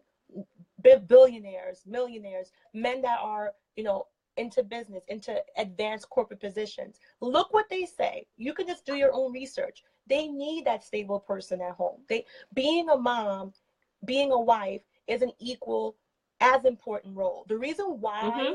that happened before is because that wasn't respected. There was an episode of The Honeymooners. I used to like to watch that show. I still don't. It's corny. And there was an episode where Ralph was coming home dissing Alice, saying, "You ain't doing nothing." And that was the issue back then, is that women weren't respected for the work they did. So she said, "You know what, Ralph? Let's switch roles." And it was a very funny episode. He burned the dinner. He couldn't do nothing. He was trying to clean, pick up grocery. And he was like, "Shit, it's hard." Like, I thought she did nothing. And then she went to work and said, "Okay, where's dinner?" Dinner was ruined. And it was a funny skit, but it showed that back then, the work we did as a woman was not valued. These men who are successful value that role. You need that. It's not about you sitting home doing bonbons. That woman is educating your kids. She's getting them network. She's making sure they get into the best schools. She's into Right. education. Right. So they, Right. Mom did. She took us to the Botanic Garden, the zoo. Right. All of that. Say, "Wow, you're so cultured." Now, son, I grew up in Brooklyn. You couldn't tell I grew up in Brooklyn. My mother was aggressive with exposing me to cultures. We're constantly all over the place. And that's Right. what you want for your children. That person that's going to take your children seriously. I'm not talking about sitting home watching Jerry Springer. I'm talking about Right. teaching you how to balance a checkbook, teaching you how to pay bills, teaching you how to take that money and run that household like a mini business. Exactly. Talking about. And I don't think women realize that when they say, "Oh, sit at home." No, you should be educating those children. You should be, but you can't enjoy that lifestyle if you're working, because If you're in struggle love. and Yes. being a mom, shopping, cooking, if you're doing the right thing, that's a career. Why don't you go try to hire? I dare anyone. Go try to hire a nanny for the week, and a chef for the week, and a personal shopper for the week, and a maid for the week. Go try to hire a landscaper for your yard for the week. Just look what it costs for all the jobs you're doing if you're a good woman. Right. Right. And on top of it, you got to maintain yourself. He don't want to come home to you looking like Dusty Rose from Charlie Brown, or Pigpen Right. flying all over. Right. You still got to maintain yourself. So this is Right. a role that's still done in the highest circles. Like, I'll try to post it in the links here, but in the higher circles, they respect that. They want their woman to run the household. They don't have to worry And about, look good, you know? yeah. Yes. She's going to take my child into the top preschool. She's going to take my child to all the museums. My child will be cultured and educated because I have that woman taking care of it. So that's what it means to be that power mom. And you can't do that if you're doing the same job as him and still trying to come home and do that job too. Exactly. Because the bottom line is, just like you said, I mean, there is value in it. And if you haven't had that lifestyle, but meanwhile you're stressed, you're exhausted, your adrenals are shot, your root chakra is jacked, but yet you are the strong female who's doing it independent and is doing this and doing that. And I just want to address something right quick because I see something happening in the thread. And while I understand what the sisters are saying, I think that something that Jim said in the comments that triggered um, the women. But I have gotten to a point in my life where if I have to progress and do what I need to do, I have to focus only on a certain number of things, which is getting my mind right. You know, just like you were saying in the Serena video, like we could do a whole video on the whys things are the way they are and whatnot. But at this point, we have to deal with where we are right now and what do we need to do to fix that, because nobody is going to come and fix this for us. No one is going to come and rearrange our thinking and our minds. And so when Jim asked, why are so many Black women willing to have children with men who have no plans to be fathers and to bring respect to the relationship? Me personally, that's a valid question. And I've been saying this and I've been asking myself that, and I've been saying it for some time because it is a very, very valid question that Black women need to sit down and ask ourselves. Point blank, why are you having babies with men who have no intention of being a father, who have no intention of taking care of the children or respecting you, who weren't even there during their birth for the most part, and who didn't talk to you as soon as they found out that you were pregnant, and have had no part in these children's lives. So we need to take some very bitter pills when we're talking about a high woman of value. A high woman of value values her womb, and she values what she is going to produce and who she's going to bring into this world through her womb. And too many of us didn't grow up with that understanding, with that knowledge, and we're so love starved. And we're going out here blind and ridiculous and having bought into so much. And so, yes, what are the percentages? 73% of us are out here with children and no fathers around. And I mean that with the most love and respect. And I don't care if it's a white man that's saying it or if it's a black man that's saying it, all these mid-gal fools who are out here, these little subpar brothers who are so angry at black women and all of that, whoever's saying it, I want to deal with the truth, because the bottom line is for 98% of us, there wasn't a gun to our head forcing us to have sex with these men and bringing out these babies and not having any support. We are where we are because of our actions, their actions as well, but we had control over that. We just didn't know any better. So I don't mind if somebody says that, because a part of your level up, a part of your becoming a woman of value means that you are able to face some really hard truths, non-judgmentally about yourself, but otherwise you're going to keep repeating it, and you're going to keep going with these dusties and these beard man because he's got a six-pack and he's super cute and all of that, and next thing you know, he took you to McDonald's and now you laid up in the bed with him and all of that, and now you got Ray Ray and Pookie Jr. Okay, so come on, this is why we're in this position. It's because we have been giving our fertility away for free to people who do not value it. So I think it was a valued question, and I'm not necessarily here to chase him out of the group or whatever, because I want us to answer that. And until we can stand up and face it with courage and without the defensiveness and all of that, that we can begin to make some changes in our behaviors. And I'm not going to make 5,000 excuses. I get it, the white man, et cetera, all of that, he said mass incarceration, all of that, we get it, but it still doesn't stop us from making some choices. And yes, there is a much smaller pool of desirable men, which is why many sisters are now saying, women, begin to open up your options. Black men certainly have. They're marrying out at 30%, is it now, or whatever it is. So rather than sit up, it's not just 30%, it's the most educated segment. Black men who own bachelors or more, 30% of college educated Black men are marrying out, which is more detrimental because it's the more lucrative, the ones who actually could provide or educated. Right. They're marrying white women or Asian or whatever. So our pool is very small, and we have to understand that too. And that's a whole nother conversation where, we may have to block some angry brothers because they certainly want us to remain loyal when the percentages and the statistics and the facts are that they are not. And for whatever reason it is, a vast majority of them are not. And so, yes, our pool is very small. But again, start with yourself first and make yourself available to better options by increasing your own value. Clean up your own life. Do what you have to do to get your appearance, your weight, your health, your everything that you have going on. What do you have to offer? Have you even been cooking in the past? Whatever. Like, get your life, get your value, be good, feel good, smell good, smile when you get out in the world, set your life the way you want, and then now begin to look at, now, what options do I have?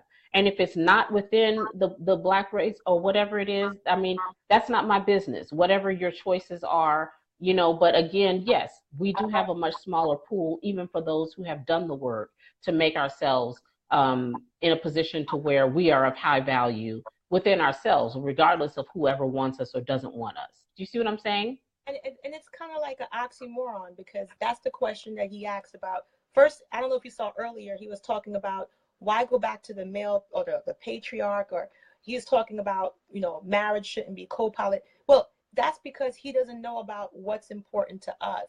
And he's in his culture and his demographic, which he rightfully should be. But for us, that's why we are more aggressive. Me, you, and other women are like, we need to bring back that core of marriage. We need to bring back that core, Mm-hmm. because that's what builds success. It's shown in every demographic. Even white people, y'all not having broken homes. You guys, whether you like it or not, for the most part, over 60% of you are getting married. You are a traditionalist. You believe in having children overwhelmingly in a married home. The most successful of Caucasian people, the wives, they are staying home. They are raising the kids. So I find it funny that, kind of like what the feminists do, the extreme ones, tell us that that's not good, 50-50. You don't need marriage, co-pilot. It's 2018. But yet when you look at the hardcore numbers, because that's what I'm doing as I'm talking to you, I'm taking down notes. And when you look at the numbers, Mm-hmm.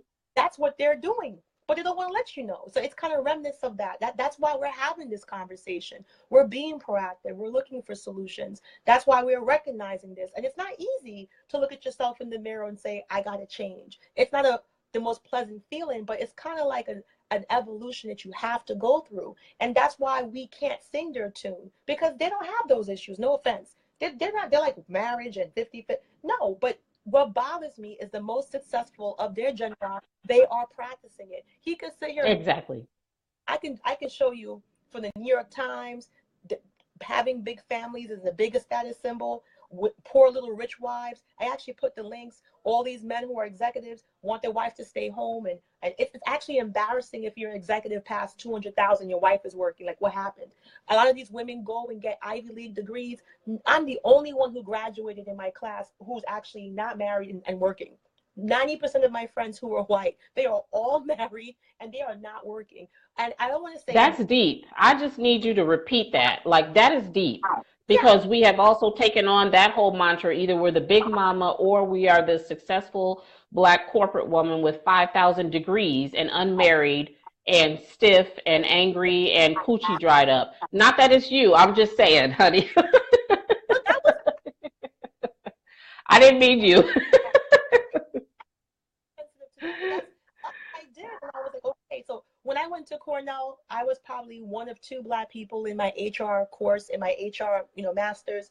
And when I graduated, we keep in contact.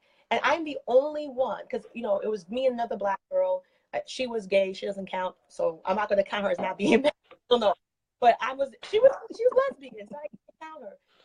Try to talk to me. I get it. But ever. And I'm the only one. So these girls, I get what they did. They went to school to network, to connect to these, Hmm. to get the degree to say, okay, I'm worthy of this education. But their main purpose, and she told me this, one of the white women, Kim, older than me, she told me our main purpose is to find a good husband who we know is educated, who could provide. Blonde hair, blue eye, live in the Trump Tower. She told me the truth. She said, I don't Wow. with you guys. What's the big deal? And that's not what Right. school. I went for the education, kept my face in the books, let myself go. I was a hot mess, pimples, grease, walking around the campus looking like a crackhead, thinking it doesn't, Mm. because I was told, get that GPA, graduate with honors. That's all that matters. And it's not true. Right. And that's It's why not true. I tell Black women that you can have all these credentials. If you don't have that femininity, if you don't trigger that certain thing about a man, you're gonna be pretty lonely, like I was. I was all dried up till I finally had one of my friends, it's funny, who was gay and was like, you're fat, you need to stop, you're fat. So I was like, Mm. he told me the truth, and he was like, you're such a good person, you need to like upgrade yourself and get yourself to that next level. But you can't, like I said, you can't look at these people who are not in our demographic preaching to you and telling you about it, and they're not doing it. You can read the statistics. How many white girls have you met in your lifetime with baby daddies? Chinese, Not many. Persian, Oh, girl, no. Mm-mm. Arabic?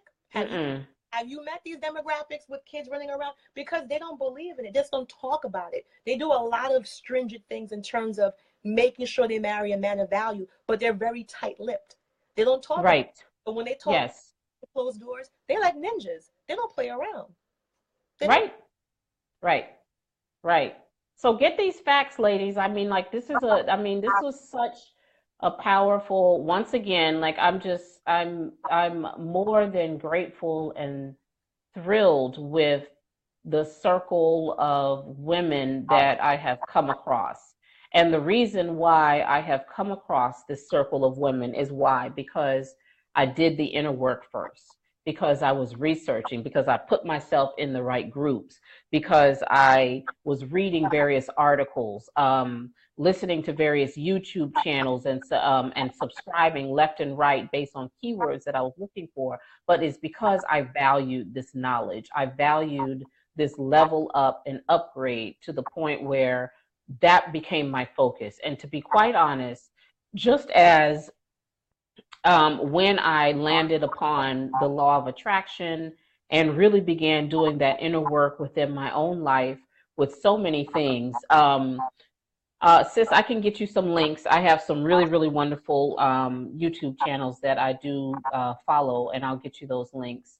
Um, but when I began, and I want to get this one sister on here, Chrissy. She's very interesting. She's got a very interesting perspective. Um, and she's mainly specifically for discussing colorism and the dark skinned Black woman's issues. She does have a lot of great videos. And just overall, she's a millennial, but yet her mind is very, I don't know. I've just had my mind has been open to an entire world that I wish if only I'd had better information and more self-control, more self-love in my 20s, that I could have been sky's the limits. You know what I'm saying? But at 46, it's never too late. That's why I did this channel, because I want to let women know it is never too late to wake up and to get yourself into a right thinking and a right frame of mind where you are thinking about your children's future, as we said in this video, 4 and 5 generations in advance. What are you doing right here and today? And then what choices are you making today in your lifestyle, your choice of men and mates and sex partners? How is that benefiting 4 and 5 generations from now? Are you building the life that you want, not only for yourself right now, not only for your children right now, but for future generations? Because those who are powerful and who are running the world, they're thinking on those levels. And they're not going to give you that information. They're not going to give you a textbook and a manual to explain to you how to go about doing this. And to believe it or not, leveling up yourself first, your self-value, setting your standards first, getting your look together. I don't care what you say, go somewhere else with the whole feminist bullshit that it doesn't matter how you look. Men are visual creatures. If you want to attract someone, even if he's homely as hell, but if you want to attract somebody who is a decent man, a provider and whatnot, you got to have your game together. You got to be looking good. You got to be looking right. You can't show up just because you're spiritual and everybody's just supposed to accept you. That is the whole Blackistan dream world bullshit that we have been buying into for decades now. And it's not served us. The whole Blackistan BS. Okay, that, you know, it doesn't matter how you look. Well, they don't care, because they don't care about how you look, because you're the work mule. You're the pack mule. You're supposed to be doing all the work and bearing the babies and doing all of that. But the women who are the prizes and who are well maintained, those are the ones that, you know, they care about how they look. They don't care about how you look. So you've been educated out of taking care of yourself. You've been educated out of valuing how you look and presenting yourself well and being well maintained, because a man who doesn't plan on taking care of you does not want you well maintained, because you'd be asking too much. You'd be doing too much and you're messing up his program, which is to be maintained and have a pack mule. So it's amazing how you take these first steps into valuing yourself, how you look, how you present yourself, your language, your diction, reading some books, learning about culture, arts, events, charity events, getting out there amongst people who are doing things. Open your mind, meet people who are not just straight hood all the time, who are not on this, that, and the other, but who are movers and shakers and who have ideas and who are thinking and who are coming up. You never know who you can meet out there who would fund your business that you've been trying to push in the Black community forever. You know what I'm saying? And we can't even hardly support our stuff. And it's always some riff-raff and some jacked up shit. And then they're always complaining about the Black businesses, all of that. But if you open your mind, get yourself right, look presentable, get your mind right, get your confidence up, and start mingling with other people, even wealthy people, then you'd be surprised the people you'd meet. You'd be surprised what can open up to you that you would have never let yourself experience because you were caught up on, let me stay up in Blackistan and let me keep my black card.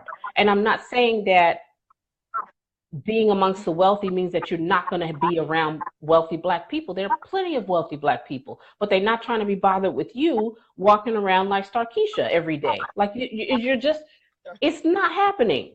It's not happening. And I don't care who told you what, but if you are on this thing that you can just show up any kind of way and just be who, yeah, I'm just this, I'm gonna just do what I'm doing me, and I'm just gonna whatever, and I don't care who thinks it. I don't know what. If you're doing all of that, then no, you don't deserve it because nobody cares.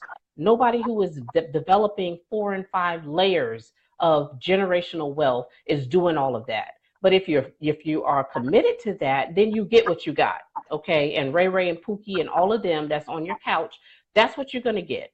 But if you want something better for your life, if you want to get out of this rut and this miscommunication, misinformation, lack of education, not only from outside of our community, but from within our community, there are plenty who are invested in your being a pack mule. There are plenty who are invested in your remaining beneath what you truly are worth.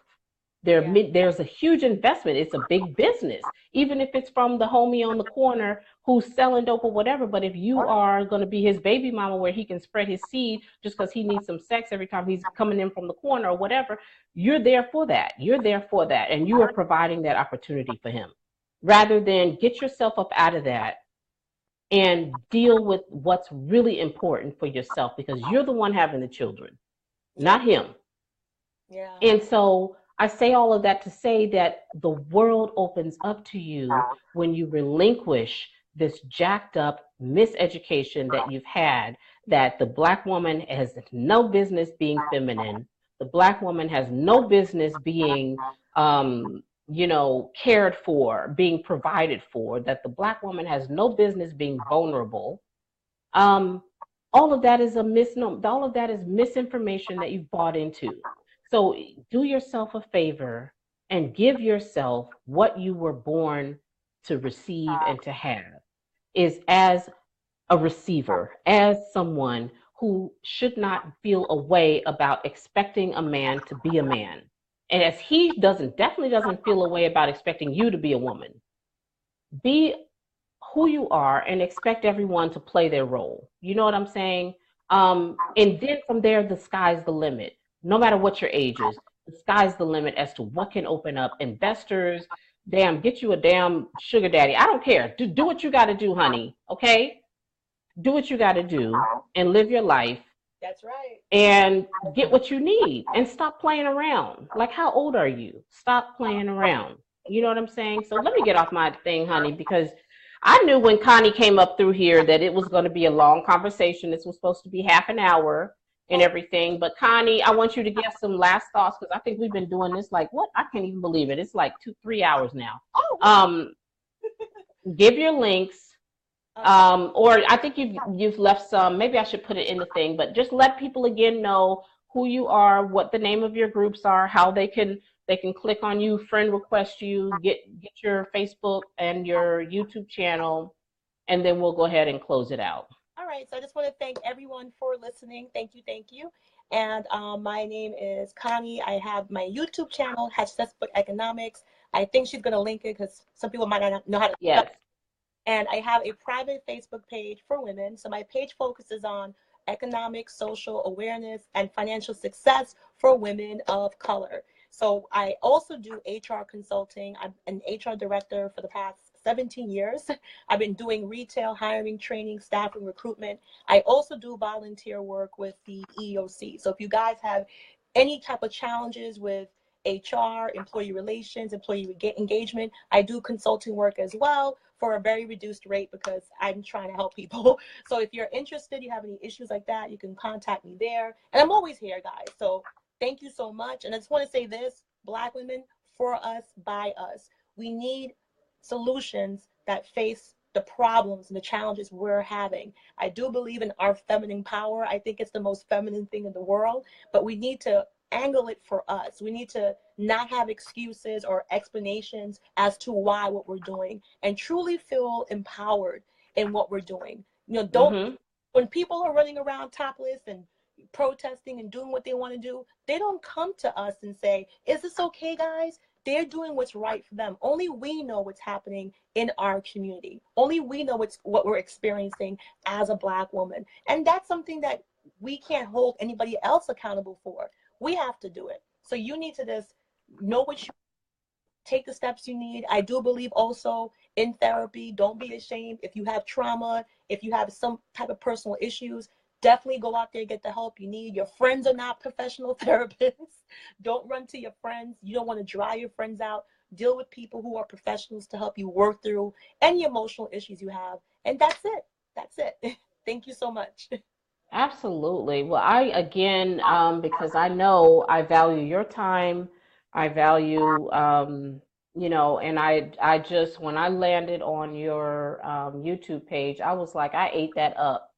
I Thank was on your page like a good 2 to 3 days because when you were breaking down the statistics and I was just like, oh my God, this sister's on fire right here. Like, oh my God. So I, again, because I started on this path, like you was surprised that who will come into your path to help you to open your eyes. And it's because I was on the path and not just talking about it that I was able to come across someone like Sister, Connie, or as Dr. Portia that I had the other night that we've spoken on the phone with a few times, and all of these sisters you can tell who is real and compassionate. They will reach out, they will respond to you in the inbox.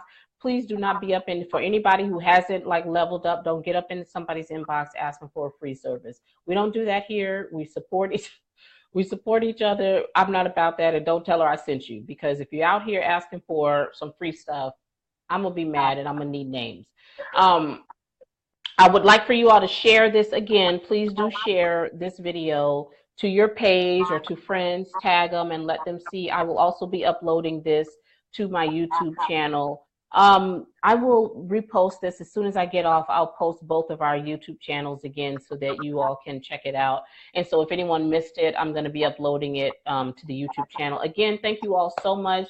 I feel so blessed and so grateful for all of the support, the gratitude, for everyone who has really been on board with my progress, even though I don't look for or care for opinions. Like, it doesn't matter because I'm doing me, this elevation. A lot of people have dropped off. I don't really care. But the support that has been there has been phenomenal. The welcoming, the people not asking me to step backwards or go backwards, it's been wonderful. But I'm going to keep promoting this because I have seen the bald face evidence of changes that are immediate once you begin to level up, once you begin to view your worth, see your worth, and understand that you are worth every bit of investment in yourself. Everything opens up to you. The world is not closed in. You are not, someone who cannot do great things in this life, but you got to play the game. You Yeah. got to play the game. Okay. You can't play it off like you can just sit up here and just be you and do you and live in a vacuum and not play the game. Play the game, get your power, then make the big changes. But until then, it's a complete waste of time. At least that's my personal take on it. So again, Connie, thank you so much. I will post the links again. Thank you all. Please continue to share. And I hope to have her back. I have like so many different topics that I would love to, pick her brain on. But definitely do follow her pages. She even has, you didn't mention your workout page, your workout group. I have the She best. has I'll try to, a the best weight loss and motivation page ever. yes, she has that page, which has been really great. She posts some great things in there also. So when you're ready to get your workout on, drop some pounds if you need to, tighten up or whatever, the girl is just going all day long. Like, I don't even know how she fits it all in, but she is positive. She's from motivational. She's got the weight loss. She's got the economics. She's got her YouTube channel. She's got like 10,000 jobs, and she's doing her and still looking good. You know what I mean? So, all right. Well, y'all, I'm going to close out. Thank you all so much. I appreciate you all listening. Love you much.